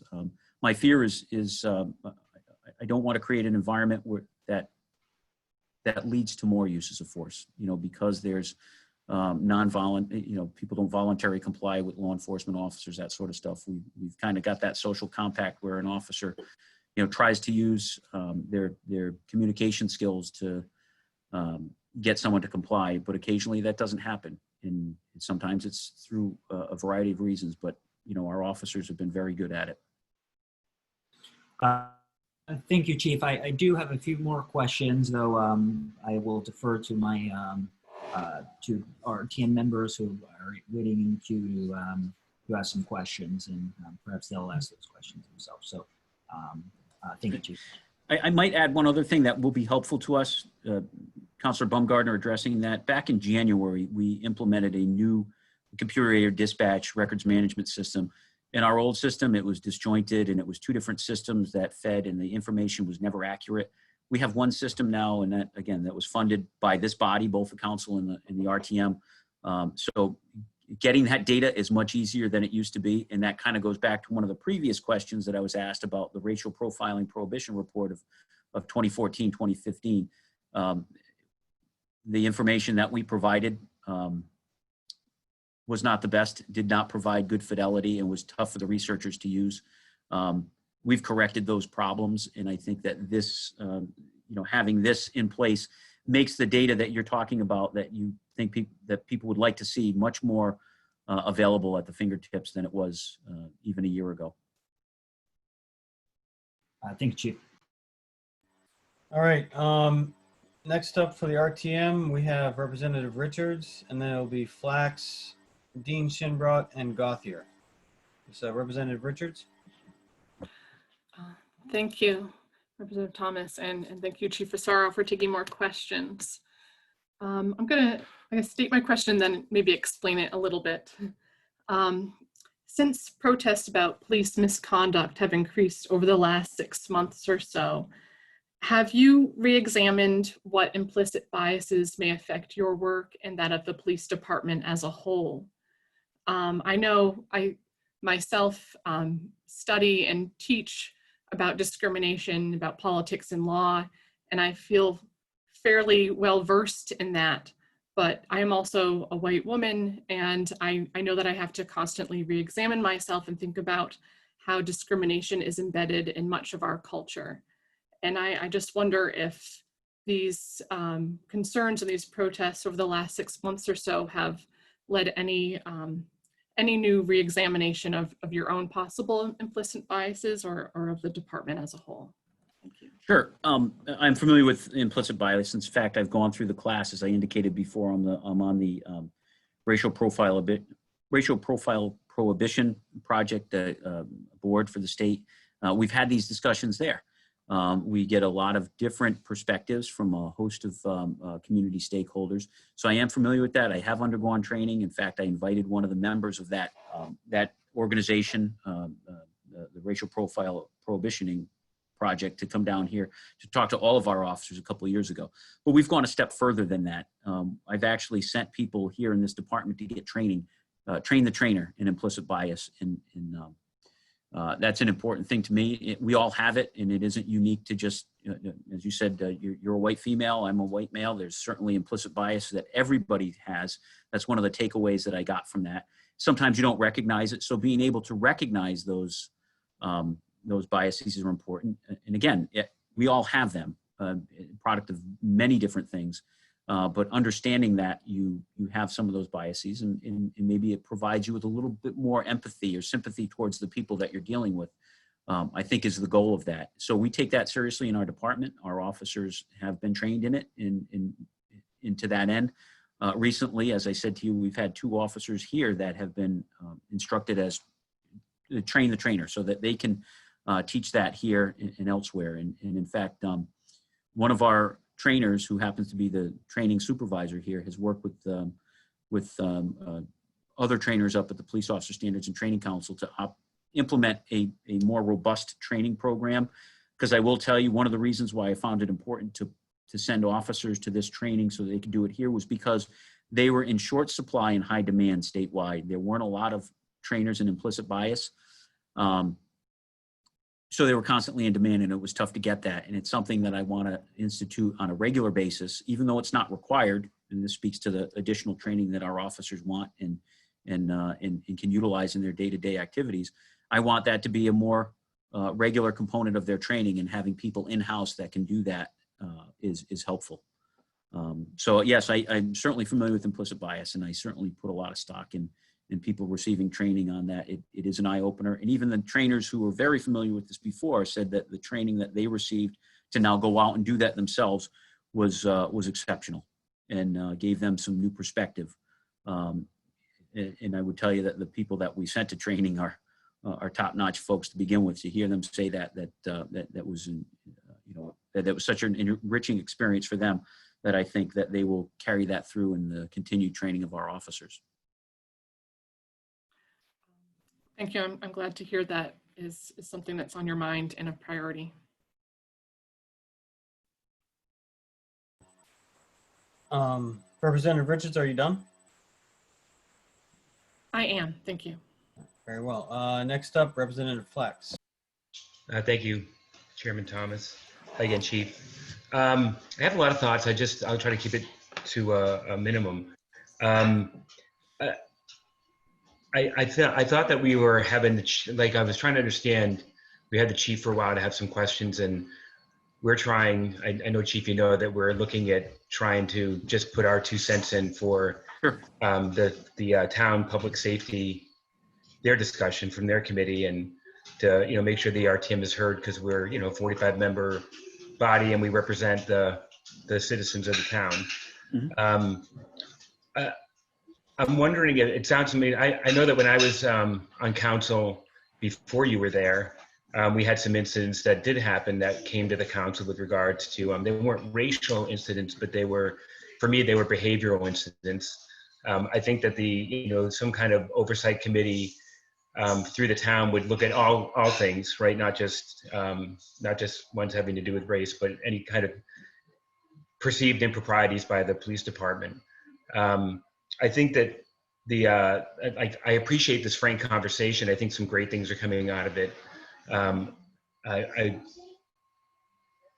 feel that there's integrity in the police department. I feel that, you as a chief are doing a good job, but I always think there's room for improvement. I think that a couple of reps have said.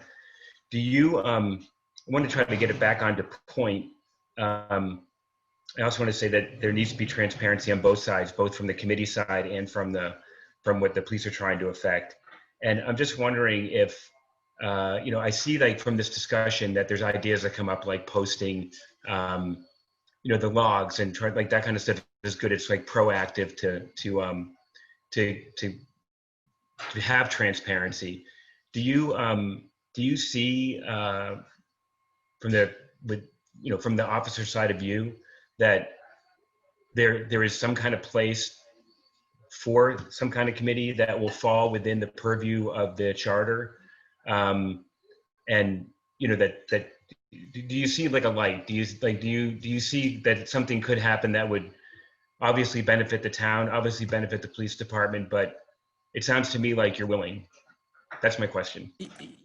I'm always willing to have that conversation. Absolutely. I think that, listen, there needs to be a good connection between the police department and the community. And I appreciate your question and your comments and your thoughts on where the department is now, and I appreciate that. Yeah, I do think those are important. We harken back to other, not to criticize or critique other agencies, but there are probably some lost opportunities in other towns and other cities in these United States where maybe there wasn't a good relationship with the community, and when something bad happened, the community didn't have, there wasn't that bank of goodwill with the police department in order to withstand that. And name the community, name the critical incident. I don't want that to happen here. I want there to be trust between the community and the people that police it. But I want that to be fair and done, just like we had mentioned before, fair and impartially. That needs to be provided to our officers. I will tell you, I think our officers have a lot of concerns. That was articulated earlier today. I hear it on a regular basis. I have officers that have come and approached me saying, I don't know if I want to be in this line of work anymore. I don't know whether it's worth the risk, not just to my personal well-being, but to the family and to all those things that I've worked for through my professional career, because of things that are happening and what is perceived on many officers' end is unfair scrutiny and unfair criticism for things that they had no role in. So to engage in that community dialogue, yeah, I think that's helpful. I think that's good and productive. And in the purest sense of community policing, that's what it's intended to do, is to build that trust, to work with community members to enhance the community we live in, work in, and we play in, that we're all a part of. Policing is the community after all. We get our people from the community, and I've cited this before, and you may have heard me say it at council meetings and RTM meetings in the past, but Peelian principles, they were written in 1829. We still need to subscribe to those 9 principles about policing and how we do our jobs, and understand that we are part of the community and the community is part of us. So to me, it's troubling now in society that we've created this division between police and the community, because it's all one. So having those dialogues and those conversations are good. If the intention is to maintain that open communications, that transparency, that discussion about, hey, this is what we think is best for the town of Groton. This is what's best for our police department. And understand that there's unique challenges in this community that other communities don't have, in policing and how we do it, and the perspectives that our community members have and our officers have.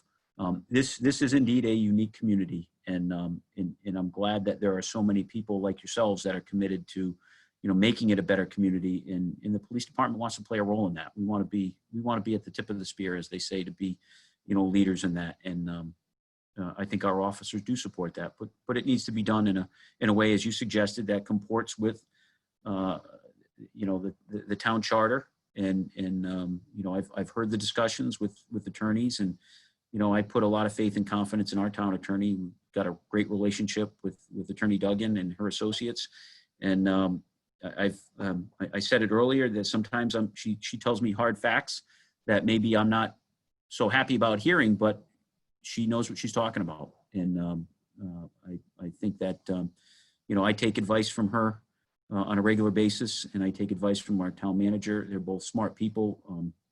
The good thing that I think that you all should be happy to hear is it's a good team assembled, and I expand that well beyond the police department. But the management team that is assembled here in the town of Groton, beyond the police department, we work collaboratively.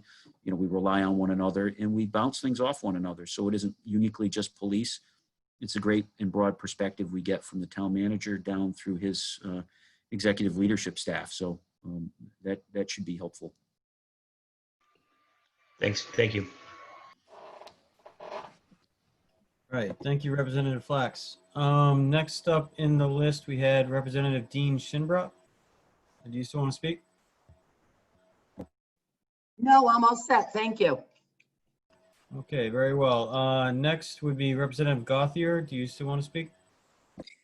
Yes, thank you. And thank you, Chief Fasaro, for coming and speaking to us, both the town councilors and the RTM members. I apologize, I was also tardy, so I don't want to repeat any questions. So please tell me if what I'm asking has already been covered.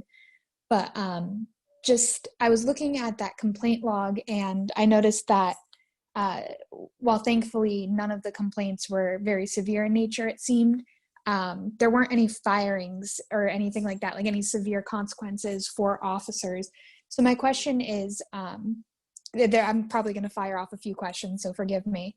And I'll explain my intention at the end. But in the past 5 to 10 years, what have been the numbers of firings or resignations or early retirements of officers, and what has turnover really been like in the department? And I'm asking because I believe that having officers who have long tenures in the community definitely improve our community relations. They get to build those relationships. They have an understanding of the makeup. So I'm really just trying to get an understanding of longevity of officers, how long they typically serve, and what reasoning there is typically when they do leave the department earlier than retirement. Sure. Thankfully, I'm looking for wood to knock on. I have not had to fire an officer since I've been here. I've meted out some pretty significant discipline. As I alluded to before, there's a process that we go through. Obviously, there's an investigation has to take place. There has to be just cause for someone to impose discipline. They have their due process, right? They have the ability to confer with the union representative, with an attorney. There is a process that if we were to impose significant discipline, that they could appeal that through the grievance process and up to and including the state labor board. But I will tell you that there has been incidents where I've had to mete out some pretty significant discipline. And we've had some hard conversations with individuals that have been hired here that have ultimately decided to leave employment here in pursuit of occupations outside of law enforcement, or in some cases in other agencies. But by and large, our officers have a pretty lengthy tenure. Typically, as just a round figure, it's about a 25-year career. We have some officers, unfortunately, right now that are looking at leaving. Some officers I'd prefer not to leave because I think they have a lot more to offer and could ascend to higher positions within this agency and make it better for our officers and for the town. But the reality of it is right now is a very difficult time for people who want to stay in police work. And I'm being brutally honest. These are conversations that I've had, and Councilor He got to hear some of it earlier this afternoon, where people that have on the job for significant amounts of time have decided that maybe given the risk that they are taking both personally and professionally, that it may not be the line of work they want to remain in. And that's a conversation that's not just happening here in Groton, but it's happening across the board. Particularly when there's a feeling that they don't have the broad support that police traditionally have had. And what I certainly believe police deserve. And so we've lost some officers in the last couple of years. We lost 2 this year to resignations. We've lost officers to retirement. We've lost officers to going elsewhere, seeking employment with other agencies. We've lost officers to the FBI, to other local law enforcement agencies. But the vast majority of them is through retirement. Right now we've got a glut of people at either end. We're going to lose some more in the near future through retirement because they've reached that eligibility. And we have some other officers that are at the bottom end that are very early on in their career. And I think we've got an exceptional group, and I hope and pray that those officers stay here for their full career, because we wouldn't have hired them if they weren't worthy of the job and weren't worthy of this community. But they, like all of us, people make decisions based on what's in their best interest. But again, it's a challenging time right now in law enforcement, and people are looking at, what do they want out of their personal lives? They're already sacrificing a lot just to wear a uniform. As we talked about before, people aren't necessarily coming up and embracing them. Although I must point out, today I had a lady in this community, a community member, who approached me at the senior center and had the most gracious things to say. It was so nice. I mean, I appreciate what you guys do. I don't like what I'm seeing in the public. I've lived in this town my whole life. She couldn't have been more effusive in her praise of this department, and I thanked her for that. And it was good to hear. And I hope our officers get a lot of that. But as I also indicated, there have been some events recently where officers weren't embraced that way. They were embraced with hostility, with vitriol, and with, quite frankly, rude and disrespectful behavior. Were my officers to behave that way, they would expect to be subject to discipline. And as a chief, I would tell you, I would be disciplining them. But we don't have that. We have officers that act professionally, and I'm proud of that fact. I hope that answers the question, Representative Gauthier. Yes, it does. Thank you. And just from my general knowledge, how many police officers do you have in the town of Groton? We are budgeted 68 right now. We have a couple of vacancies, which I'm trying to fill. I mentioned that we just hired a female officer who's at the academy. Outstanding young lady who really rose to the top during the selection process. And we have another individual that we've tendered an offer to, who I think I mentioned it, that's currently serving in the armed forces and is slated to come off active duty in the very near future. And then we will have, I believe, one other vacancy after that. So my kind of speaks to the point that was brought up about recruiting. We do actively recruit for a diverse pool. We solicit that. I've expanded the reach of our selection process and our recruitment efforts to garner that. But could you explain a little bit more what you mean by expanding your search? Are you talking about advertising in different areas? Are you looking for different types of credentials? Could you explain that a little bit further? Sure. Two ways. We've worked with human resources to expand our advertisement and to reach out to other entities. I believe HR is now putting out all of their advertisements to groups in southeastern Connecticut to recruit, not just for the police, but for other agencies. But we've used one recruitment method. The way you apply to be a police officer here in this department is you go to a website called policeapp.com. It's a national website. You would go there and you would say, okay, how about Connecticut? Let's see what jobs are there available for policing in Connecticut. And you can come here to the town of Groton and you can look there. You can see we recruit in two different manners. We recruit, number one, for people that have no policing experience that are looking for a position as an entry-level officer. But then we also look for incumbents. So officers that may have worked elsewhere and are looking to move to Groton or looking to move to this department for whatever reason. Either they've done a career somewhere else, or maybe they find that the benefits for this department are better. And in fact, we have recruited and received officers from other communities where they've seen the type of work they do here, the organization they're a part of, but benefits that are more attractive to them than where they were at. Retirement, healthcare, pay, all those things. I'd like to think that it has something to do with the leadership here too, but I think that collectively there's a lot of reasons that go into their thought process. But we've, in the past, we were recruiting exclusively just in our region. I've expanded that. We're using a different recruitment tool that allows people from outside of just this southeastern Connecticut region to apply for a job here, which in the past there wasn't that outreach. So in the last interviews that I did, we had individuals from New Jersey, upstate New York, western part of Connecticut, northeastern Connecticut, as well as southeastern Connecticut. That was the first time in my tenure since I've been here that we've seen people from such a wide range of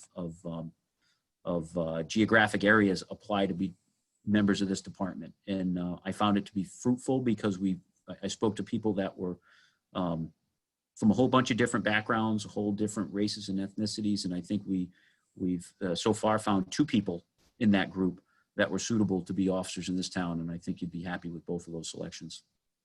So is there anything that mandates that you use this national police search tool, or is there any way or desire to use a more broad kind of job search engine to find more recruits, maybe more diverse recruits?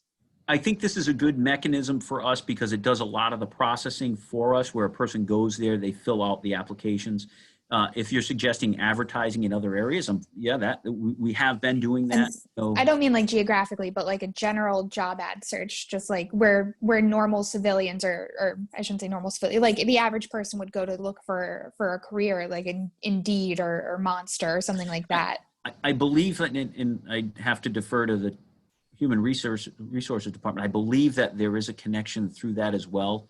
But this police app is where it is commonly known as, if you want to get into policing, whether you're in Spokane, Washington or Groton, Connecticut, you go to police app. That's kind of the number one way that do that. We've gotten away from the advertising in the newspapers. We've gone to the more contemporary technological platforms that allow people to apply online.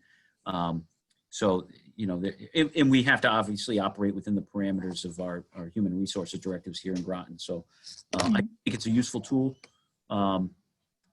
You know, last year I was out in Fort Bliss, Texas in my reserve capacity, and I was talking to an individual there getting out of the Army, and I gave him my business card and told him, go to police app if you're interested in a job and policing. You know, at the time we were hiring, but he didn't quite make the cut because I don't think he got off active duty in time we were hiring, but you know, we do have a reach well beyond the region here.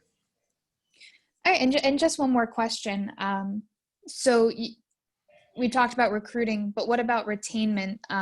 So obviously once we get all of these wonderful officers in, is there anything specifically the department's doing to retain, you know, those really high achieving officers, or?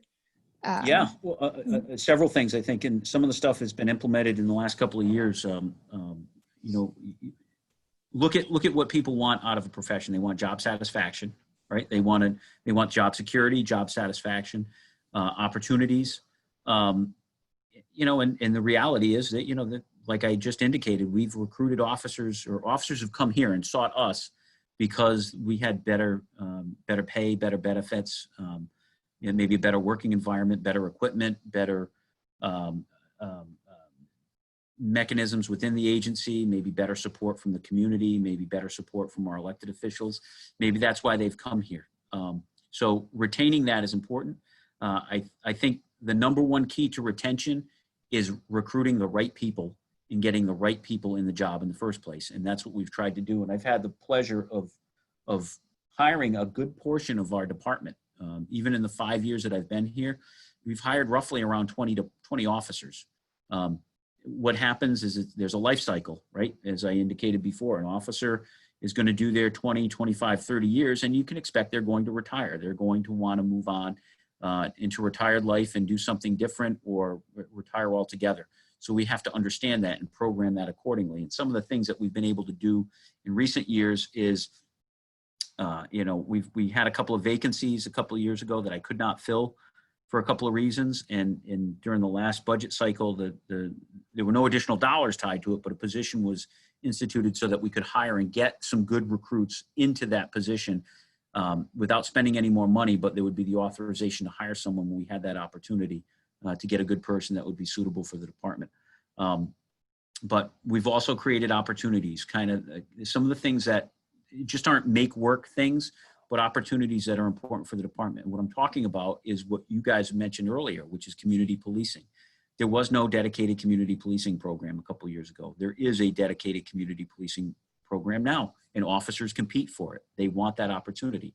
Officers want the opportunity to be detectives, to move into promoted positions, to go up the food chain, if you will, into supervisory positions.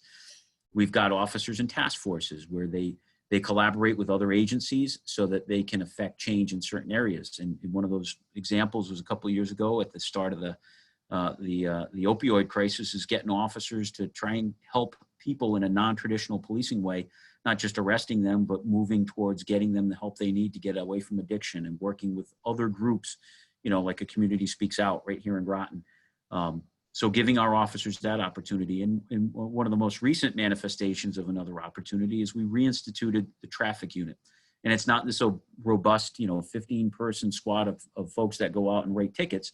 They're people that analyze the problems here in town. And I think if you talk to the town manager, and if you talk to my assistant, who as well as members of Public Works who constitute the traffic authority, and we sit and meet regularly. We get a lot of complaints from folks in town about issues related to traffic and parking and safety issues, motor vehicle safety here in Groton. So the traffic unit is a rotational spot where officers go in there. They work on those problems in certain areas when they're brought to our attention. I go out and have them do studies, speed analysis studies, work with both state DOT entities as well as our public work folks to make improvements to our roadways to make it safer. So where does that speak to retention? It talks about there's opportunities for our officers both horizontally and vertically to enhance their professional development and hopefully what will eventually lead to them sitting in my office as one of our future chiefs of police. That will be spending their evenings talking to you guys instead of me when I'm taking advantage of retirement. So that's, you know, those things and basically making the value of our officers important. Another thing that we've done for retention, and I think this can't be lost, particularly in today's environment, is their officer wellness. That's huge in police work. And I would tell you a year ago, that was a moniker that we were hearing in all these circles because of the stress of the job, the unfortunate types of incidents our officers have to respond to, the fact that they are human beings, that they bring a lot of those scars and terrible incidents that they've witnessed or they've been a part of investigating. They bring that stuff home and making sure we take care of our folks. We've embraced that here. As you guys all know, and I mentioned it before, we had McDonald's, we loved having McDonald's, and now we've got Chase, and that's part of our officer wellness program in addition to the community outreach stuff. So it's good internally and it's good externally. And I always have to remember too, because this is an important part of our department. Our department isn't just police officers. Our department is dispatchers. We have civilian staff. They're all part of the team, a very important part of the team. So retaining them as well is an important thing, and we've been pretty successful at that. In fact, our dispatch center is a very attractive place to work for our dispatch professionals, and we've had, just like police officers, we've had people from other agencies seek employment here because they know the operation and the reputation and the people that they're going to be working with. So I'm kind of painting a whole picture, not just of our police officers, but the rest of our department, and how we need to make sure that we retain those skilled professionals and we keep them trained. And again, I spoke before about training, making sure they get the training they need to do their job the best way possible. Thank you. Thank you, Representative Gauthier and Chief Fasaro. Representative Hanscom, you had your hand up there a minute ago. Are you still interested in speaking? Yeah, I know. I was just wanting to circle back and just say, looking at the, as far as creating this committee, I just was really thinking about the issue of trust and how, you know, really, and Chief Fasaro, I really appreciate what you're explaining about the police force for those of us who are not, you know, very familiar with it, as far as the way, you know, in Groton. But I think that one of the things I wanted to think about as far as, you know, the retention of officers and the creating a police force that is part of the community, that, you know, that has mutual respect, that I feel like the creation of this body that we're trying to create, I feel like we need to be careful about the message that it's sending to those in law enforcement. Because I know, you know, there are a lot of stresses involved with the job. Certainly I wouldn't want to be a police officer because I know that it's risky and it's a dangerous job, but I think that we need to also think about how we're really, like, if we want the community to trust the police officers, we also need the police to trust the community and to feel like there is that sort of back and forth accountability. And even just these discussions, like with right now with Chief Fasaro, are useful. I think that, you know, something like this is actually, you know, productive. But again, I feel like we need to really kind of weigh what is the national response that we have with what's happening versus what's really needed here. Like, what problems are we really trying to address? You know, is there a problem? Do we need to, you know, I feel like that's some of the pieces of it. Whereas we need to kind of just explore that a bit more. That's how I feel. And I thank you, Chief Rosario, for speaking with us. It's been really useful and informative. Well, thank you for saying that. That was insightful, and I think I don't think any officer here could have said it better. That's kind of the feelings that we're getting expressed right here from our officers. What are we doing wrong? Why is there such anti-police sentiment?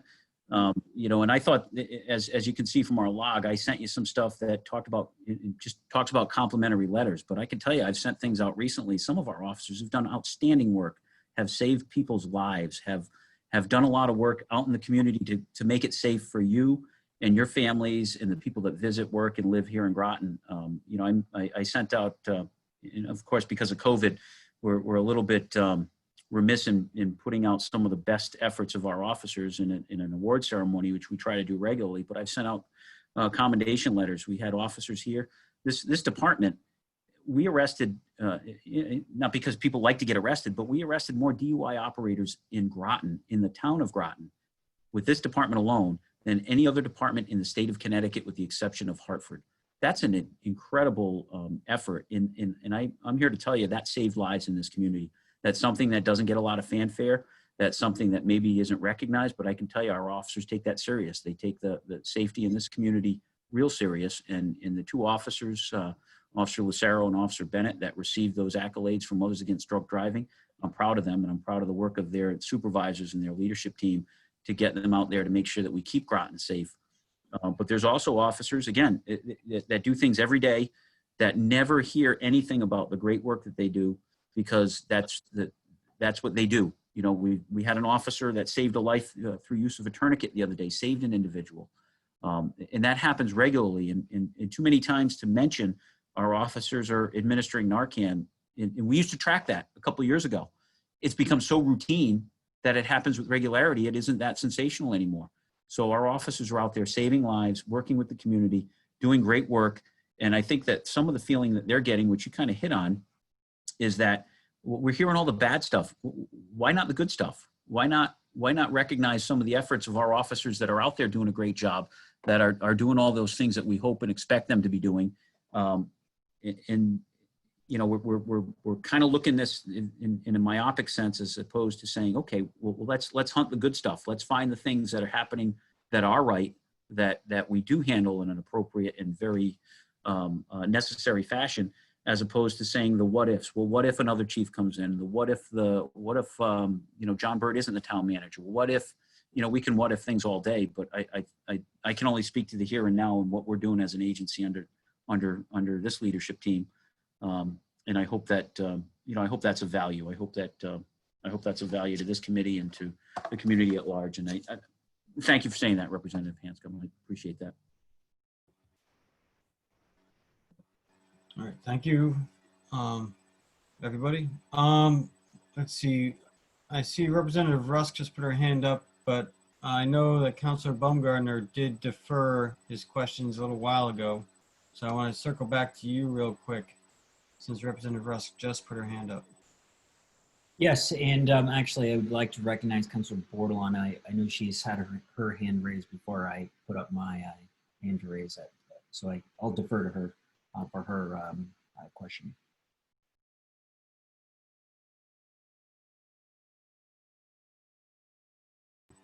Councilor Bordelon, you muted. Thank you. I really do appreciate all the comments. And once again, for the record, there's not saying that anyone did anything wrong or that there is anything necessarily wrong. Working in the medical field, yeah, I mean, people have been working straight through COVID and putting their life on the risk on lines, or working in ERs where the violent offenders come in. And I don't think it's an insult. Sometimes change has to occur, and it doesn't mean that it's a disrespect or they're targeting individuals. And I guess that's where I don't understand where that information comes from. That I've spoken, I'll just say it out there, Representative Nolan, who's an African-American police officer in New London. He's openly stated his support for this. And other officers I've spoke of all different backgrounds and nationalities that have stated that if you're not doing anything wrong, there's really nothing that really this changes. So I guess it doesn't really, I guess the question of why is it an attack or is it being perceived as one is a concern for me, because by saying change needs to be made or the thoughts of change doesn't necessarily mean that no one's not singing the praises of the people who showed up when my son had a seizure at 4 years old and the ambulance didn't get there before the cop and the cop helped me. Being a medical person, I had trouble. That doesn't change, but it doesn't mean it's something that's necessarily always presented. I mean, it's in your mind, it's in your heart always, but it's not, no one's discrediting the great glory of what a cop can do or a medical profession can do by enacting change. By enacting change, one is saying we see some deficiencies that have come down that, you know, that we can tighten it so it doesn't happen here. And it's great that it hasn't happened here. So I just think it creates a system that ensures fair treatment for both the community. And it's not a treatment for both the community members and officers alike. This is not a criticism or a saying that officers aren't following or they should be worried. I'm more concerned at looking at of people that are not embracing the idea of change and saying, I think Representative Richards stated something about with the change, and I don't want to quote or write it down, and so if I say it wrong, I apologize, but my interpretation then I'll say is with the change of, you know, what's going on in other communities, what do we see here? And then I know you went on and said, well, we had some, you know, training and all that. That's one piece, but on a personal level, what are some things that opened your eyes to want to take that training the next step further? Those are the things I think when you really dig it down, and not in this type of discussion can we do that. But I guess what I'm trying to get away from is, I never would have went to school for criminal justice if I didn't want to be a cop or a law enforcement agent myself. I have family in the field. There's good and bad in every body, and there's corrupt doctors overprescribing drugs for patients that are addicted. There's, you know, so it's not, I mean, the medical profession took a hard hit when they changed all the laws for them. The doctors were debating if they were going to leave, but they looked through the lines and figured out a way to work with the system. And we still have wonderful doctors that are sticking around. And I think this is just a small blip in the system. And I think Groton's going to do quite well no matter what we come up with as far as, you know, even, you know, some type of civilian review board. And the word civilian review board doesn't have to mean anything bad or the cop should be afraid of. It's just saying, wow, we're involving our community in the process. That's the message that I want to get out, is that I'm looking for, or what I would like to see is a way for the community to be involved in the process. Not that this whole change that's coming up from the state level means that you and you're bad, but oh, we're not going to talk about how you just saved the life the other night. That's not that. I think part of it is tone, Constable Bordelon. It's just the tone that you're speaking. Like you sound really angry. I'm sorry. Yeah, like. I apologize. I'm just passionate, so I apologize if that offends you. Yeah, no, not offended at all. I'm just. Okay. No, I'm not speaking out of anger. I'm speaking passionately right now. So I apologize if that's the way you're interpreting it, but that's how I speak when I'm happy, sad, angry. This is just my excitement to explain my thought. But I appreciate that. I appreciate it. And much like you, our perception is realities. And I was asked earlier about. Right. I'd like to finish my thing. And I actually take offense to that microaggression saying I sound angry. This is how I speak when I'm in meetings. This is how I speak at the dinner table. I'm far from angry right now. So with all due respect, I do find that offensive, but I will move forward. All I was just simply stating, and if I have to say it a little nicer, I'll try to change my tone to I don't offend people, which was not my intention, or is that, and I just am hoping that people don't see this as a way that it's an attack towards the police officers. I see it as a way of collaboratively, working together as a community and enhancing what we already have, which is already so great. Thank you. Well, thanks for that. And I'm here to tell you, just like it was articulated before, we were talking about implicit bias and whatnot, people trying to take the perspective of others. I think it's important to understand the perspective of our officers. That is how they feel. They feel an indictment. They feel that people have not been as supportive. And that's the reality of it is they have experienced it. I was asked that question earlier. They have experienced it. People swearing at them, you know, during community events here in the town of Groton. People during their regular course of business, flipping them off, you know, obscene gestures. They've experienced that. I can tell you more so now than I've ever seen in my career. So we can't discount that. You know, if we're expected to understand the needs of the community and the feelings of community members and how the perception is from the community members, I'm asking that you might want to take a look at how the officers feel it when they're saying, okay, listen, you're now going to be held to, you're already held to a higher standard, but we're going to change the rules. We're going to move the goalposts for you. We're going to start because we want more accountability. Which we understand and appreciate more so than maybe you know and understand, because the reality of it is, even though they've been trained, even though they've gone to criminal justice classes and all that stuff, the training happens when they're on the job and the experiences they deal with in their everyday performance of their duties. So our officers do feel that way. You know, I respect what you say, but I have to draw an exception there to say that, oh, it's not about that. That's not how the officers feel. That's not how I feel, quite frankly. I think a lot of this legislation that happened could have maybe been a little bit more productive and helpful and collaborative. We're at a different time, but it is what it is. You know, officers have not taken time off during COVID. They've been there. You know, they haven't been working from home. They've been out there doing this at great risk to themselves and their families. And that's something that we do in this line of work. Officers know when they put on a badge and they carry a gun, they go to work, you know, and I can remember this as a very young officer dating my wife and then marriage. You know, my wife would kiss me and say, I love you, when she sent me off to work. And when she came home, happy to see me, because you don't know what's going to happen, right? And I can tell you there were more than one times when I came home at the end of my shift and breathed a sigh of relief.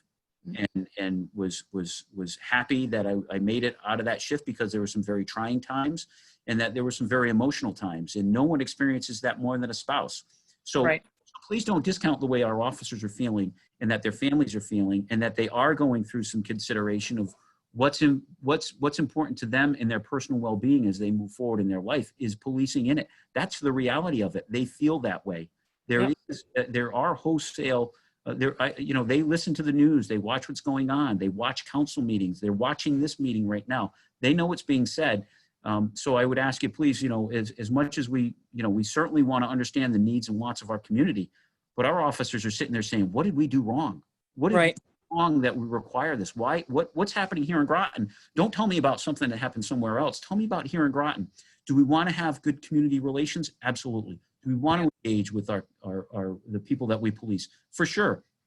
But also know that under the best of circumstances, people are not going to be happy with the results. When you have to put someone in a cell, or you have to deprive them of their liberty or their property because they violated the law, the police are not the people they're going to be happy with. We are enforcing the laws that are on the books. We don't write the laws, we enforce the laws. We have discretion to do that, and hopefully are doing it in a proper and prudent way here in the town of Groton. I think that we are. I am certainly happy to engage in discussions with this group or any others about that. You know, what Councilor Baumgartner was asking about before, which is metrics and stuff like that. Sure, you know, that's all stuff that I think that is worthy of being provided. But I think, you know, that's great to hear. I think your comments are yeah. Sorry, but I cut off. To say all of a sudden that we don't like what's happening, but we don't know why we don't like what's happening and what could happen. I want tangible things. I want to know what we're talking about and move forward to say, okay, I understand. This is what we need. We're recruiting. We're trying to recruit diversity. We try to be as transparent as possible. And I would like credit given where credit is due. We are still the only police department in southeastern Connecticut with body cameras. We've had them for 3 years. That is transparency. That is something that we talked about. We've embraced so many different systems and so many different mechanisms. I would like our officers to know that they got the support of this body and this community to say, hey, we appreciate what you're doing. We know that you've moved forward. I talked about, you know, we had an outdated CAD records management system. That was a heavy lift to get through the department, but also with the goodwill and support of the council and RTM, we were able to do that. We took an archaic radio system. We were the first ones to field the state radio system. We did that. we're happy about that. Those are all things that have benefited the town of Groton and the safety of our community members. There are so many things that have happened. We talked about policies. That's near and dear to me. And as I'm sitting here with Deputy Chief Gately, he's our policy guru. We have worked tirelessly on those to make sure that we have the best policies here for this department. And I will tell you, our officers, the things that I just mentioned to you, particularly body cameras and policies, wasn't something they were really happy about. If you think members of this department are always happy with the chief, particularly because I'm the guy that does have to mete out discipline, that does have to set the standards and does have to hold people accountable, they're not always happy with me. They weren't happy when we fielded the body cameras. And there was a lot of grumblings about our policies. But guess what? Many of those officers now have said, you know what? I understand it. I understand why we've been doing this stuff for the last several years. In light of what's happening here in society, I get it. So I would hope, you know, again, that there's a recognition of that, this department, this chief, we're willing to work with our community members, with our community elected officials. I hope I've forged that during my tenure. And we're willing to have those tough discussions when they need to be had. And there's a lot of different dynamics that I think that need to be looked at about policing here in Groton and how we do it. But it almost seems like it's always constantly pointed towards our department and our officers. And there's a sense of frustration, and that's a reality too. I'm being as brutally honest with you as I possibly can, and I hope you appreciate and respect that. You know, I appreciate and respect it. And once again, I'll state for the record that I do not see it as a personal attack on the Groton Town Police. I wholeheartedly hear the concerns that have come forward. The concerns of the Groton Police, though, are not the concerns of every police department or every police officer. Other police officers have stated that they would willingly embrace this and do not share those concerns. I would love to have them involved in this dialogue. That would be, no one's saying that we don't embrace this and don't want to support that, but we're hearing all this nebulous stuff. I hear that. What we need in this department. Right. And so what I'm just saying is that I am just looking at what's coming down from the state and looking at ways that we can have the dialogue to support our town police department, to support the needs of the community, and you know, and work to ensure that everyone feels welcome and safe and feels like we have a plan in place based on the new steps that are coming down. So I hear the concerns, and I will definitely keep that you know, as far as my concern. But it's not necessarily every police in every other town is feeling necessarily that way. But we're talking about this town. We're talking about this right. town, and we appreciate that support and want to hear more of it. And I thank you for that. Right. And so I would just like to finish my thought. But I am concerned that our town feels that way. And so those are things that I would like to really look into and see why they feel so concerned. So that is definitely something that should be addressed.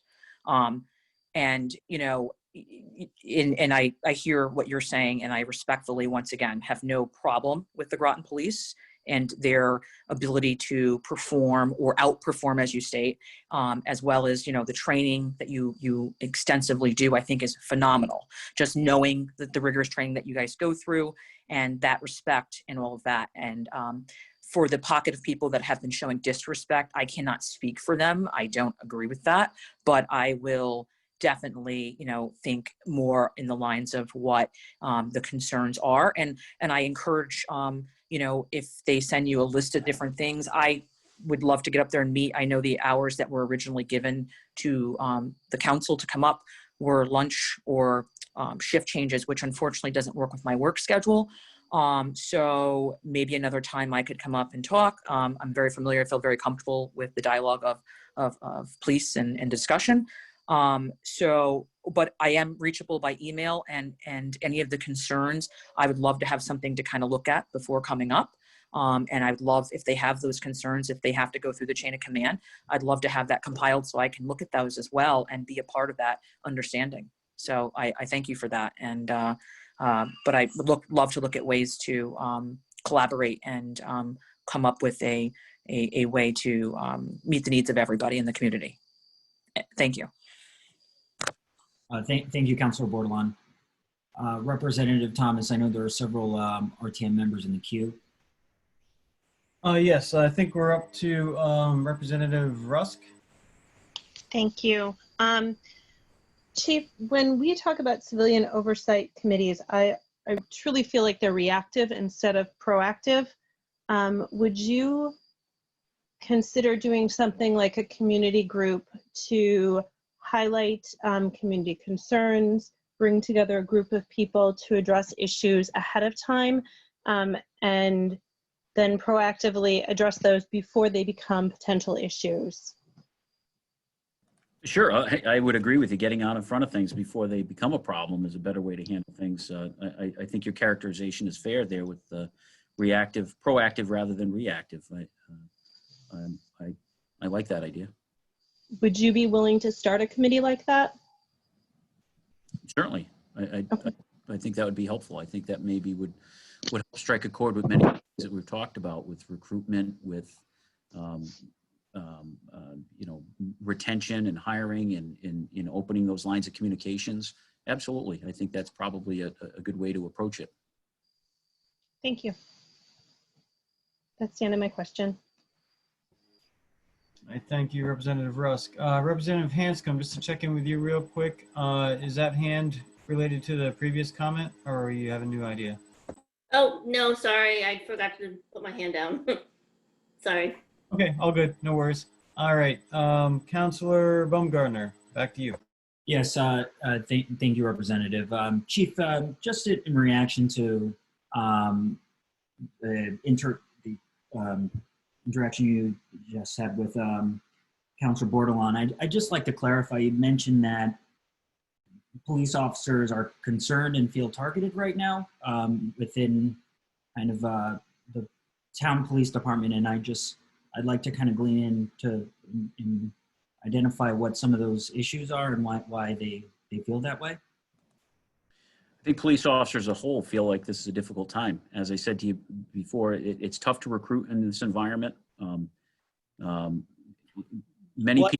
Chief, I meant specifically the Groton Town Police Department. That's what I'm talking about. It's tough to recruit right now. It's a challenge for our officers. Retention is a problem right now. The meeting we just had, officers said that they feel like there isn't this level of support in the community as a whole for their efforts, and they're concerned about the direction of things as far as it's going with police, how they're viewed in society. We traditionally had a very high opinion. People traditionally had a high opinion of policing, and right now here in Groton and beyond, there's a concern by our officers for their safety, for their the way they're being approached, the support or lack thereof that they perceive from the community and from some of the officials that are charged with overseeing them. There's definitely concerns. In this town, again, we just had a very frank and honest discussion with some members that are on here. They can articulate their concerns better than I can. I've been in this line of work a long time. I'm, as they would say, on the back nine of my police career.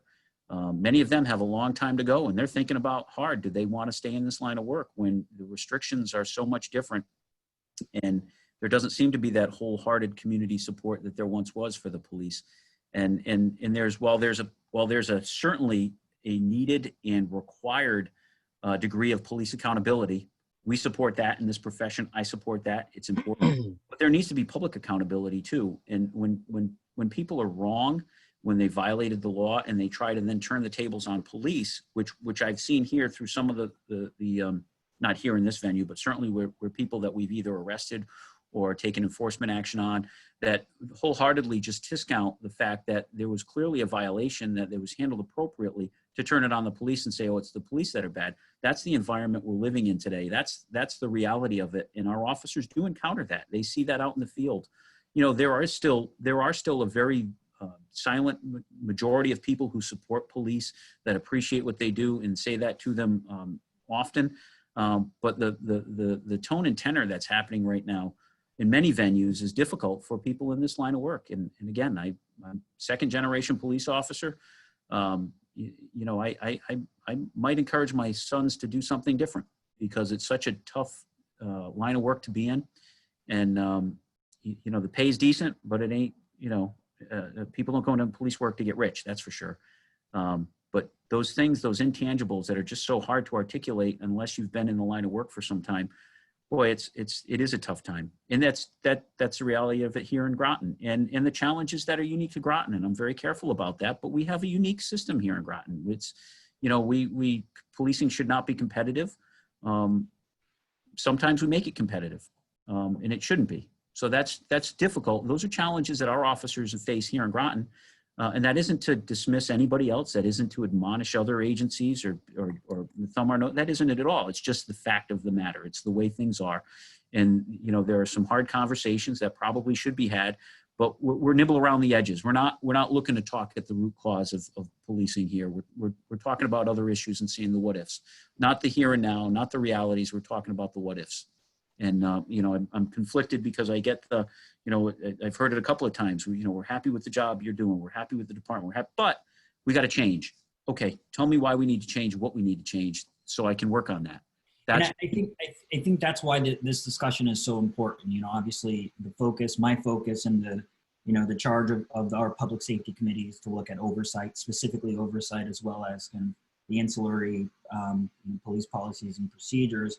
Much as, you know, we obviously the council you know, cannot directly influence it, as we've discussed, but, you know, in the case of the oversight, that is something that we certainly can. And I think in the same case that you rightfully brought up, you know, many, I shouldn't say many moons ago, but when in your earlier at the beginning of your tenure as police chief and implementing the body cameras, as you stated, it was a policy that in many respects was not all that popular amongst rank and file police officers, and over time, many of those officers realized that it was truly a blessing in disguise to have, again, that be able to reference that video footage in the case to demonstrate that they've complied with their policies and procedures and operated in you know, with and adhering to those policies and procedures, and so, you know, that's important. And I think,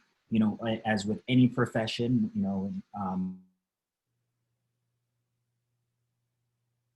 that we should always scrutinize it, always, you know, look to improve it and identify ways to, you know, increase, in this case, accountability and transparency. And so, you know, I don't at all want police officers to think that they are targeted. If you will recall, I agreed to meet with the police department on the date of Hurricane Isaias.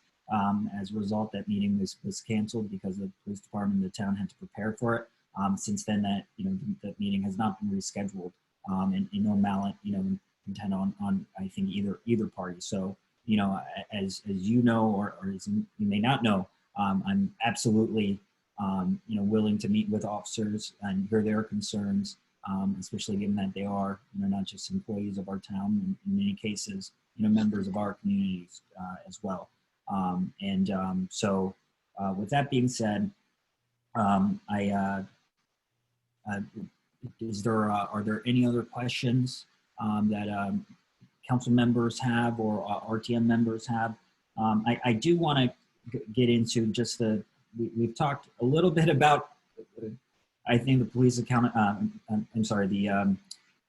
civilian review board. I've heard many times that it would be a reactive measure as opposed to a proactive measure, and I couldn't disagree more. It is a proactive measure just as much as it is a proactive measure to institute body cameras at a time when it's unpopular to do so. I understand, you know, a desire that we should, you know, the desire to enhance relations, but that is not the mandate of my committee, and certainly I don't think the mandate of the court committee. You know, we're looking at how we can improve accountability, not police relations. And quite frankly, my opinion, that's not the role of the council. That's really the role of a town manager and town staff.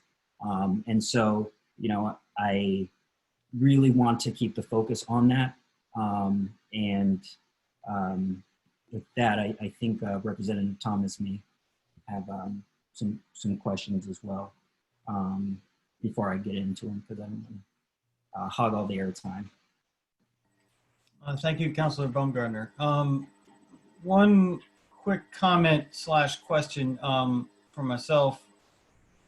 Yeah, in regards to like the incidents that Chief, that you referred to, as far as like there being situations where a suspect was trying to make some allegations, and then once confronted with video evidence, it was backed down and dialed back. Those incidents are, well, I would say that in my conception of civilian oversight and review, I would also like to include the concept of communication in that, as far as like helping just kind of bridge the gaps in between the community and the police, and even situations like that where, you know, there's some false allegations trying to be build up community resentment towards the police. It could civilian oversight board could help diffuse those situations. Those situations of false allegations, those incidents, are those documented as well, like in parallel to the complaint log?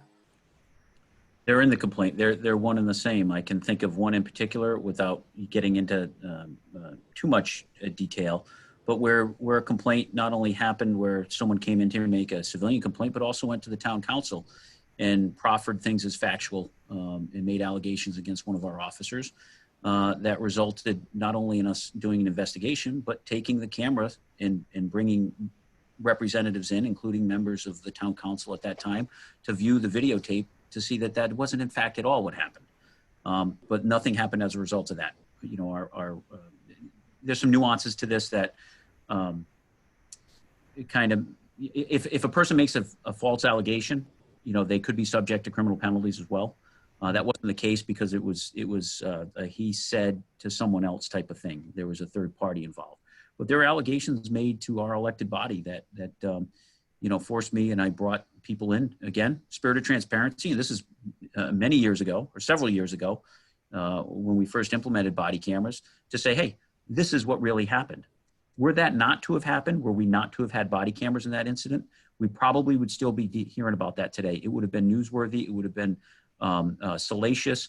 It wasn't what happened at all. It was an officer out there doing the right thing at the right time for the right reasons, handling it appropriately, that had the unfortunate or the misfortune of having an accusation made against them that even went to our town council in open forum.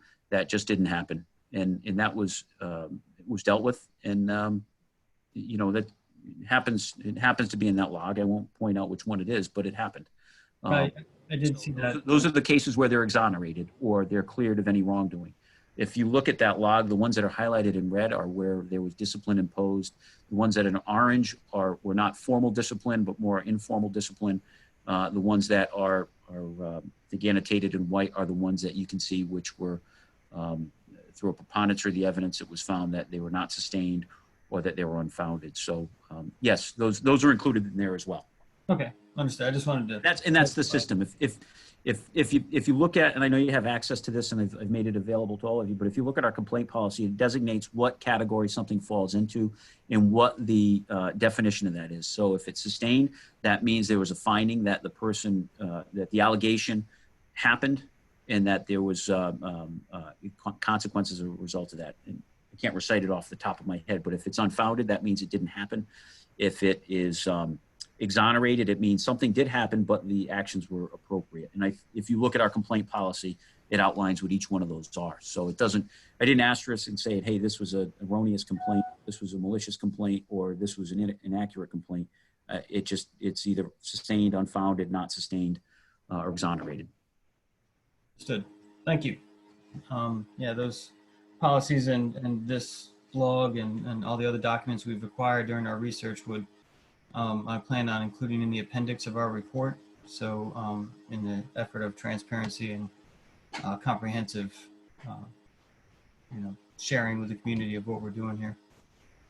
I see Councilor Heed in the queue, and then Representative Richards. Thank you, sir. I guess I wasn't really going to mention this tonight because I'd like to think about it a little bit more, but I will anyways. One of the questions I was asked tonight when I was meeting with the police was, what is the purpose of, what problem are we trying to solve here? Like, what's the real driving motivation? And I found I didn't have a good answer for it. I mean, I know why I want to pursue this, but I didn't have a really refined, set in stone answer. And maybe that's something that we should do, is come up with like a mission statement of what problem are we trying to deal with in Groton, what would we like to see? And, you know, I know we've all said this isn't an attack on the police, but, you know, we all also watch the news and we see what's happening in other towns and cities around the country. And we all know about racism. None of us supports it. All of us want to see some diversity in our hiring practices, but we're finding out, you know, there is diversity efforts being made. You know, we've made quite a few achievements, but I guess it boils down to kind of this idea of if there's a complaint from the community, what's the process to review it now? Where could we make it a little bit better, or you know, more public if necessary? A lot of times you don't want these things to necessarily be public, but there are, I don't know, like, what are we really trying to accomplish? I guess that's what I'm trying to wrap my head around at the moment.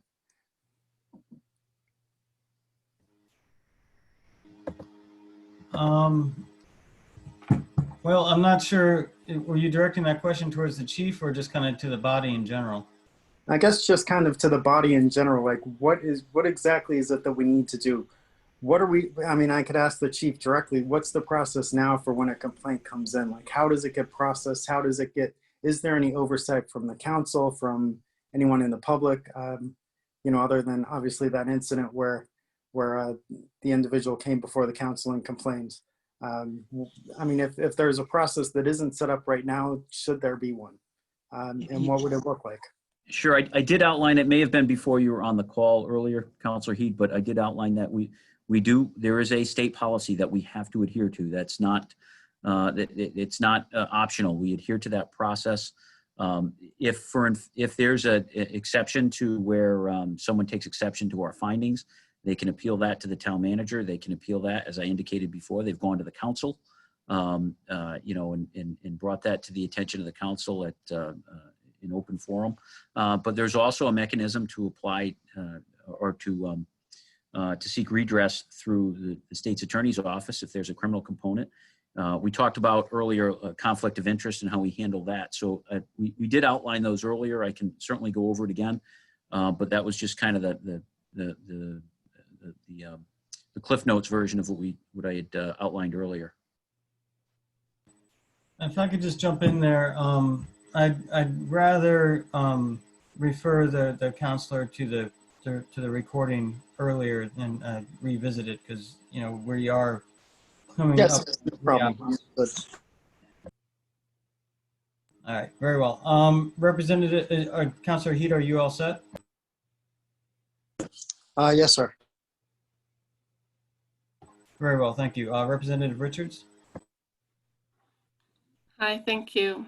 I have a comment, not to Chief Fasaro, but just about something that happened earlier in our meeting here. I wanted to comment that I didn't think that it was fair or in order for Representative Flax to interrupt Councilor Bordelon. And I think I can understand why she may have been upset about that. Thank you. Thank you, Representative Richards, for bringing that up. I did have that note there I wanted to discuss as far as decorum goes. I was going to save it for other business, but yeah, I would encourage all committee members to stick to Robert's rules and wait for recognition to speak, and also when speaking to not, you know, imply personal insinuations. Thank you. Councilor Baumgartner, did you have anything further? I do have one question. It may have been asked earlier. I know this has been a pretty lengthy meeting, but Chief, how many complaints have resulted in any form of officer? Have any complaints resulted in officer discipline? Yes, that's that whole report I gave you. It's all outlined on that. All the ones that are in red, those are discipline. Mm-hmm. The ones that are in orange are a lower level of discipline. So it's since 2015, one of the first acts I took as chief was impose discipline. You can read that document. Everything that's in red was discipline. So that if I need to make it clearer, I'll make it clearer. But I thought the red highlights and I think if anything, what that discipline looks like. It's in there. Mm-hmm. Do you have the report? Did you- Actually, it was never sent to me directly. It was forwarded from then Representative Thomas. I thought we were talking about that whole thing tonight. I was prepared to answer questions on that report, and it's all outlined in it. So No, I meant specifically the initial memo. That was a part of the agenda for the public just as much as for me. But that initial memo was sent. It was requested information. I provided it. I'm sorry if you didn't see it. I provided it. No, that's okay. But nonetheless, That's go ahead, Chief. Yeah, I'm sorry. I provided all that. I think Representative Thomas got all that information. Again, it's outlined what the discipline has been.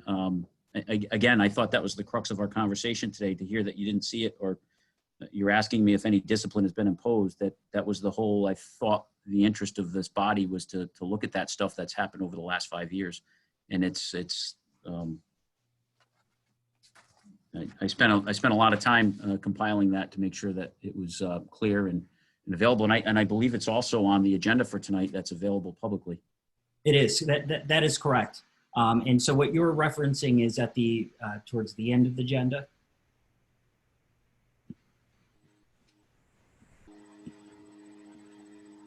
Because Chief, I'm looking at the agenda, and the last page of the agenda I see here 2020, and then from between years 2018, 2015, I see a handful of red, and so 2-day suspensions, written warning, 3-day suspensions, written reprimand, and so how do you come to these decisions? Is there a protocol in place that that where you determine kind of the length of, just out of curiosity and for the purpose for the public's understanding in the committee, kind of how you come to the decision of what it would be a just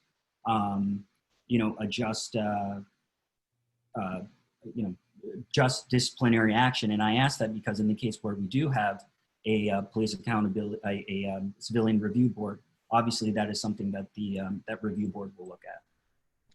Sure. Well, I mean, it's got to be proportional, right? The punishment's got to fit the crime, and it also depends on previous discipline. So I indicated before that there's progressive discipline, meaning that if someone continues to have similar issues as they move through their career, if there's a history of that in the past, then clearly the first incident will be a much lower discipline than the more recent one. When we come to this, these are not arbitrary. They're usually sometimes stipulated agreements with the union. There are, again, collective bargaining agreements that we have to adhere to. The person does have, first we have to establish just cause, but then we will have to look at what similar circumstances presented themselves with other officers in other agencies and other town departments. So I work with the Human Resources Department, and we also work with the town attorney. We look at what we've got a history of. I usually get Human Resources involved and say, do we have something similar in the town like this offense? Has it happened in the past with this department, or if we have something that's substantially similar that happened elsewhere? And what was that discipline?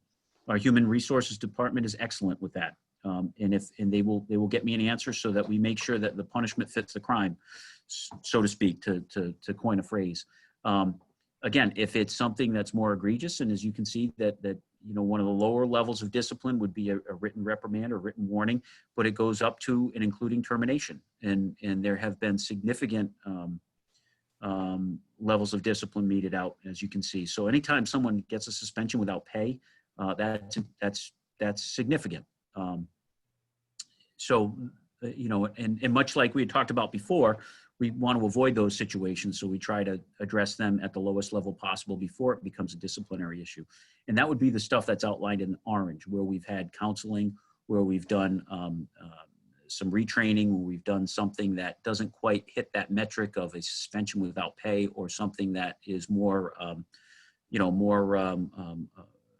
punishment oriented, something where we try to set them up for success in the future. But then there are those things that happen, which, could be that one-off where somebody does something that's so egregious that it's going to lead to either significant punishment or termination, or worse, meaning that not only could they lose their job, but they'd have some exposure in the criminal courts. So, clearly we've got a good body of history here where people have gotten disciplined. Again, what you're seeing is a sample of things that have happened under my term as chief.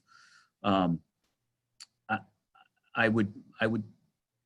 like to keep track of things, so I understand them in a manner that's good for me. That's where this log came from and how it was categorized, so that there are, I'm able to go back and I'll say, okay, what happened to this individual? I know we dealt with this individual before for a disciplinary issue. What was the outcome of that? And I can reference that.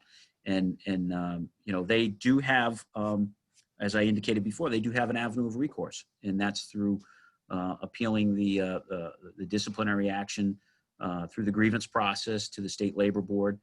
That does happen. Fortunately, in many of these cases, because of the way it was investigated and the time and laborious action that our investigators took to work on it, that they've, presented that to the person in question and the complainant, and ended up working and imposing discipline in a manner that was fair and equitable. Thank you, Chief. And I think maybe part of the misunderstanding, just looking at the chart, are all of these, it appears that some of them are not just civilian complaints, but would have been internal complaints. I mean, absolutely. So in the case of, perhaps off-duty conduct or the time card issues, that is obviously something that a civilian wouldn't be privy to, or information they wouldn't, be privy to. Therefore, be obviously, they wouldn't file a complaint. So of the civilian complaints that have filed within this report that you have have sent me, from what I'm seeing, the last complaint where there was any sort of disciplinary action was taken was back in 2018. But that's not accurate. Not accurate. Can you correct me, Chief Fasaro? Please feel free to interject when I speak out. That way we clear the air. And I'm not trying to one up. Significant. I'm sorry. Yeah. Yes, there are some. I should point out there are still cases that are open. So as far, there's been corrective action taken, but as far as a suspension without pay, I think you may be right. That does not mean that there isn't the possibility for that to happen, but I think that's a good sign that voluntary compliance, kind of what we want in traffic enforcement, right? Absolutely. If you don't have to give somebody a ticket, that means that they voluntarily complied. So I think I understand where you're going with that now. Again, I should also point out that you don't, there are some that you see very little information on because they're still ongoing. Okay. All right. That's very helpful. And lastly, it was a great segue. In the case we were to establish a CPRB, if this were to be established with ongoing investigations, how and if a civilian review board was established where they would start receiving complaints, in making either say a recommendation to you as a chief about a course of action for the sort of ongoing investigations or complaints that were filed, in some cases maybe even a year or two earlier, how would you envision that transition if we were to establish a civilian review board of sorts? And obviously they could have several powers, everything ranging from not having subpoena power to subpoena power, if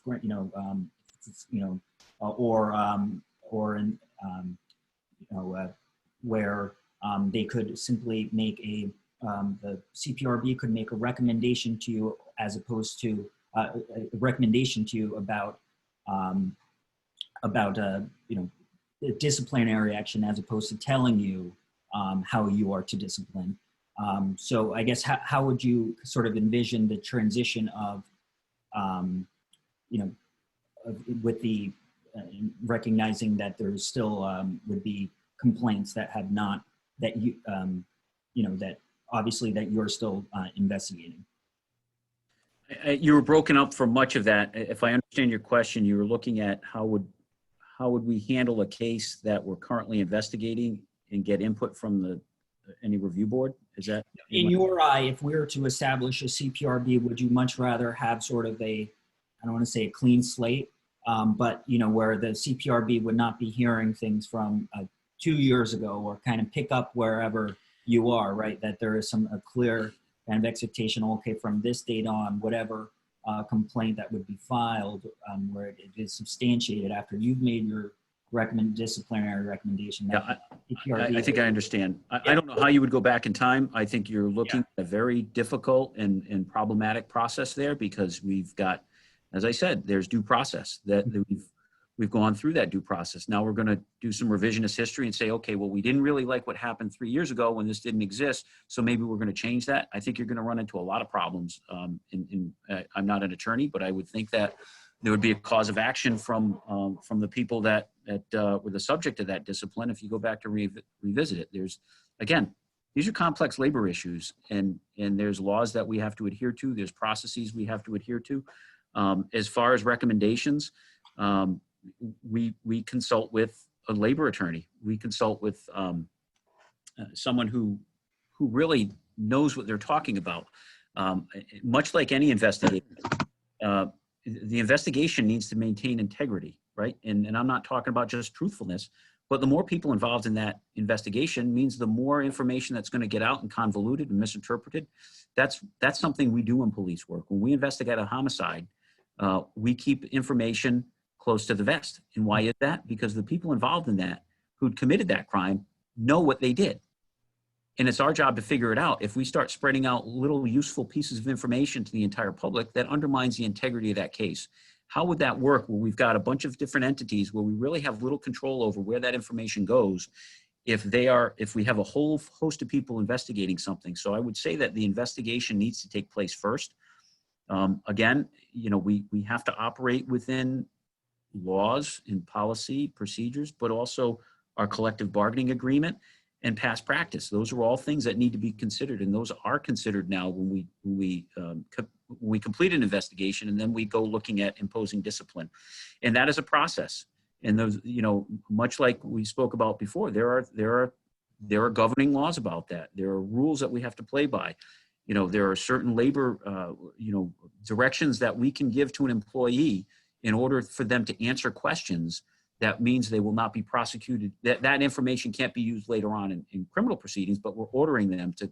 Those are complex legal issues that we get guidance from attorneys on, that we send people to training to do, and then how that then gets conveyed in a report, and how once we decide that we're going to impose discipline, to have a hearing for that officer. So I can't just summarily say, I'm going to do this, you get X amount of days. There's a conversation that happens, and it's required through the process. And this isn't a town of Groton process. This is prescribed whether you're a police officer or you're an employee from some other public entity, whether you work in Parks and Rec or for a state, municipal, any other government agency.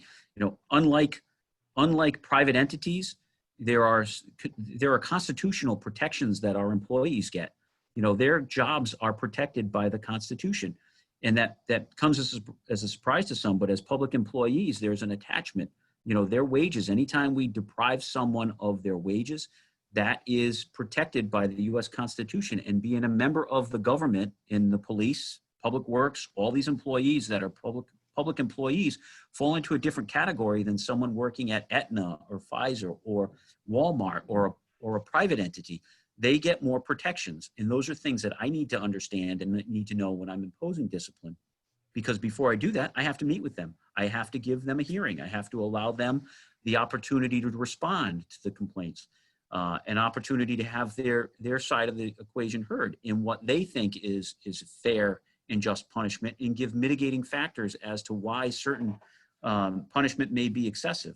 Those happen with not just people here in the department, but with their representatives from their union outside of the town of Groton Police Department, and with a variety of other folks. And sometimes it requires the mediation and like I had indicated before, the State Labor Board getting involved. So this is not a very simple process. This is a long and arduous and very complicated and complex process.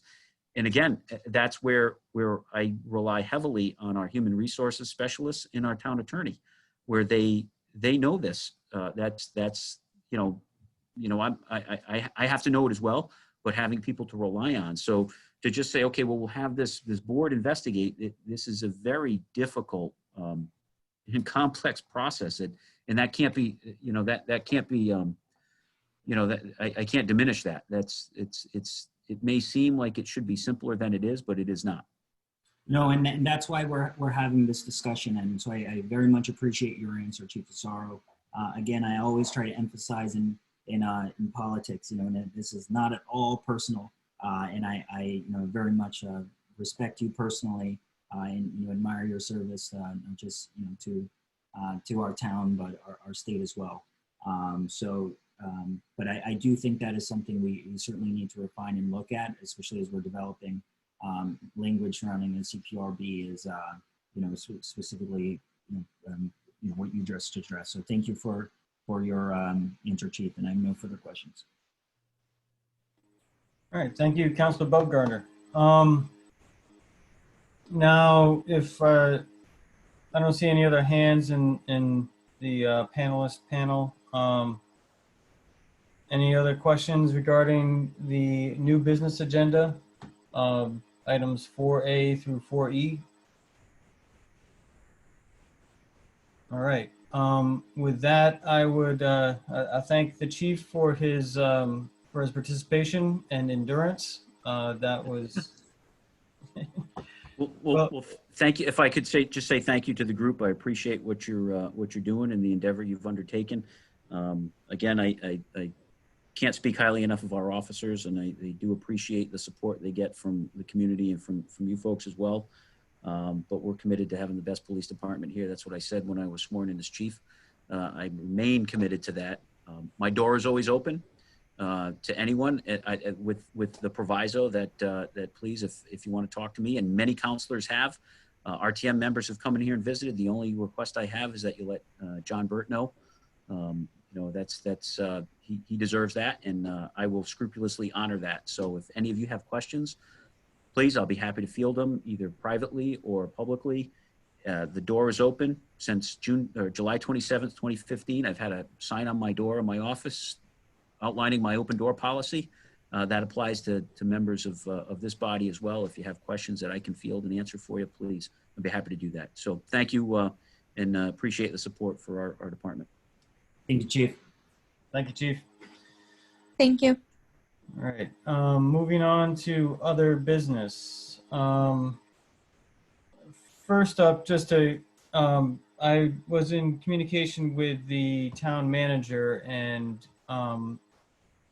in conversation, it came up that, you know, perhaps there would be a good, it would be a good thing to have him come in, similar to how the chief came in, to answer questions about how civilian oversight could work in conjunction with his position as manager of the departments in town. So I just wanted to get a sense of the core committee and also the public safety committee, if there's an interest in doing another joint session with the town manager as the guest of honor. Anyone, all in favor of that, say aye. Aye. Aye. And any opposed? Not opposed, but just a question for clarification. Mm-hmm. What specifically would we be asking the town manager to come and speak on that wasn't covered by either the attorney or the chief of police? I guess. Like what would we be asking him to prepare and to talk about? I would be curious to see just like how he could see civilian oversight dovetailing with his position as the overseer of the police department, I guess, and getting some insights and how that could work. Okay, thank you.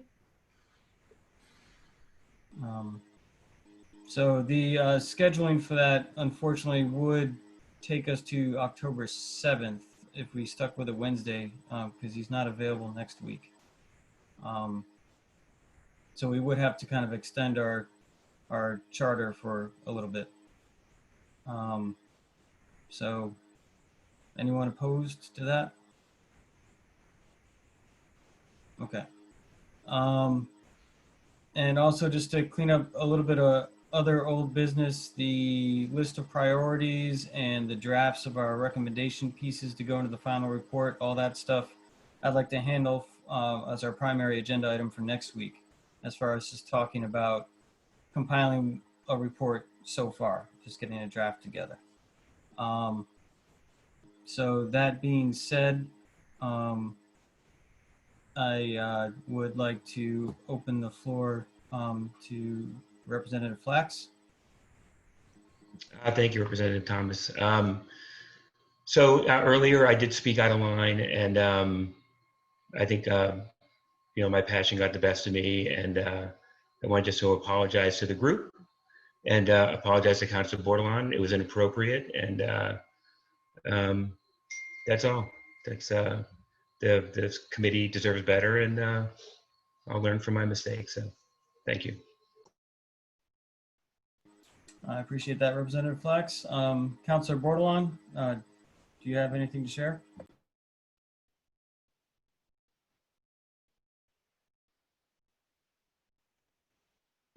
I'll assume No, I'm just sorry. I'm on my phone. I accept your apology. But I just for the record, I will restate to everybody in the town, because it has not been just Representative Flax that have said this to me, and I find it extremely offensive to my integrity of who I am as a woman, who as a person who speaks openly and honestly and loud. That's one of my assets, and I will not tolerate anyone telling me that I'm aggressive, and that's me being aggressive right now. I am tired of it. So I accept this apology because I'm a forgiving person, but under no circumstance, by the way that I speak, it's not because I'm being aggressive. I might be passionate, but not aggressive. And I just encourage people to watch the wording that they use. And if you have a question about it, please address me directly, privately, not openly in a meeting, and call me out for something that was not intentionally happening. But I accept the apology and I'll move forward. Thank you. All right. All right. So with that, Representative Thomas. Oh yeah, Councilor Baumgartner. Just a few things. Quickly, I know we've been talking about this topic for some time. Obviously, given the news nationally, I mean, today, come to find out, no officer involved in murder of Breonna Taylor was charged for murder. And there is an angst out in our community. So I'd be remiss if I did not mention that. One, Black Lives Do Matter. And it's not just a rallying cry. It's not just a fleeting moment. It's a pain. It's a visceral pain people feel in communities across America. In some cases, in communities nearby, in cities in London, Hartford, Bridgeport, New Haven, where police brutality is in many respects has been an everyday occurrence. And in some cases, what we may not have seen, here in our own town over, many, many years. So, we can't ignore that pain. And I really admire this group for taking it seriously, asking very pointed questions. This group is reflective, I think, many different perspectives and points of view in our community. It's multi-cameral, it's multiracial. Many ages are represented in this group. So I think in many respects, this body in itself, a Destroying Committee, is, I think, reflective of the demographics of our community. And so I say that because the questions that have come up tonight, I think are, obviously very important, but, I think we are getting close to the point where we can, as soon as, the RTM committee drafts its report, where I think we've gotten to the point where our public safety committee can really start identifying kind of the best path forward, whether it's a path forward, so that our town, our council can adopt an ordinance that, improves police accountability in our community. And that's the goal. This is a referral that I had made the day after the murder of George Floyd. And so nothing has changed. Certainly, people's perspectives have changed. Many people who are a part of this committee on both sides of the aisle. I marched with Representative Flax and Council Bordelon, Representative Thomas, Representative Gauthier, and so many others. Excuse me, if I'm forgetting anyone on this council who attended, part of this committee that attended the Black Lives Matter march back in June in Groton. But we've all felt passionately about this, and so I don't want us to lose sight of kind of that initial, what sparked this discussion, and lose sight of that. And I think that was also part of the reason why the state legislature had voted on a police accountability bill this summer, right? It's because it was, you may not have another opportunity to make change again. So I really do want to take this, take this moment seriously and as an opportunity to really create something that I think is reflective, as the chief stated, of the needs of Groton, that is tailor-made to the needs of Groton, that isn't obviously that is that where we would not be violating our town charter. We wouldn't be violating any existing union contracts. So I think those are kind of technical issues we really do need to kind of work out. And I certainly hope the RTM addresses in their report to the council, because that, I think, will lay to rest a lot of, or abate a lot of the fears some people in our community have, in case the police chief stated, the police department, about perhaps reactive measures as opposed to proactive. Again, I think a CPRB, a well-crafted CPRB is proactive, but we don't want a CPRB that would be reactive. With that, again, just thank you, RTM. I really love, being able to work with RTM members. I never was a member of the RTM, so I think it's nice to kind of create that symbiotic relationship, because much of the legislation the council does, you have to, not approve, but vote to, Representative Thomas or Moderator Eben, regarding the veto. When we send an ordinance your way, you don't vote to approve the ordinance, but you vote not to veto it. Yeah, that's pretty much it. But nonetheless, I'm getting in the weeds. But again, thank you, Representative Thomas, again for your leadership and your collaboration on this issue, and look forward to doing another joint meeting soon. Oh, yeah, thank you, Councilor Baumgartner. And I see Councilor Bordelon. I just was going to jump on the tail end of what Councilor Baumgartner said. I just think it's great that we are collaborating like this, and I just want to thank the moderator, Sima, for really spearheading and seeing the need or the desire to at least be a research group and move the group along, even before the council really had established what we have. So it's great to be collaboratively working tonight together. So thank you. It's a great effort to be all as one. So thank you, Moderator Eben, for that.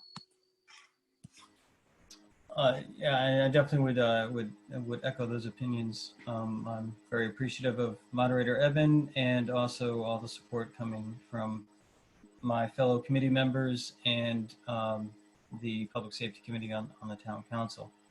And I think it's a great position we're in now, like where we're collaborating and doing research and moving forward with the ordinance from the Public Safety Committee side when the time is right. So, Councilor Baumgartner, a little bit of housekeeping. Are you interested in meeting with the town manager as well?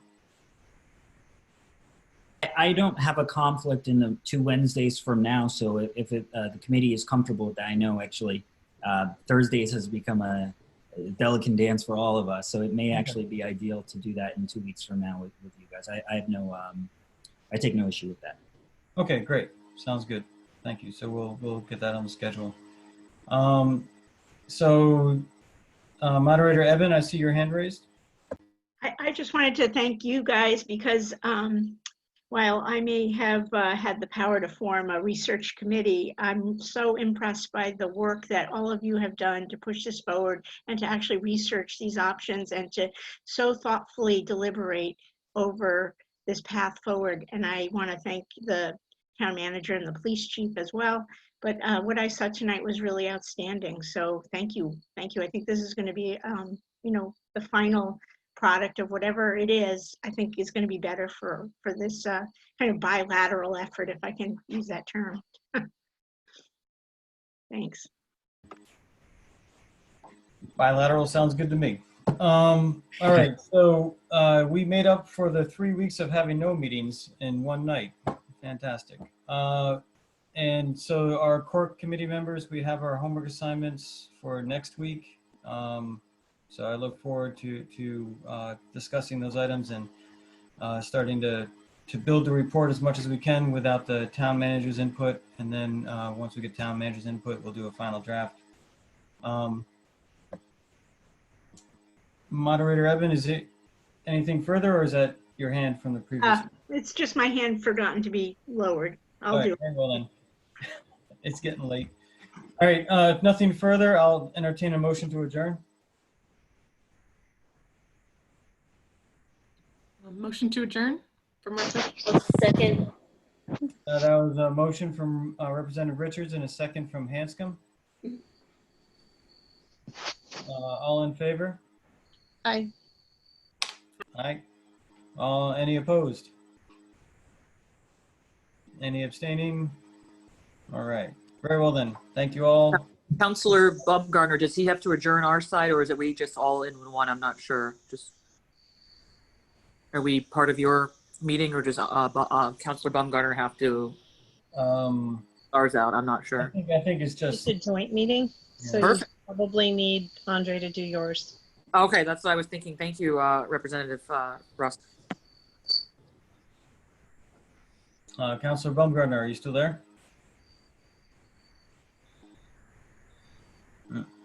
Well, I'll make a motion to adjourn for the council. And I'll second that. Okay, all those in favor say aye. Aye. And we're going to assume Bordelon said aye. Okay, so motion, meeting adjourned. All right. Meeting. Council's adjourned. Core committee, the RTM's adjourned. We are good. Thank you all for coming. Good night. Representative Thomas? It's Jill. Representative Thomas? Yes. Sending out an email with exactly what you would like for next week from us, Sure. just so that there's clarity. Yeah, I'll do that. Thank you. Thank you.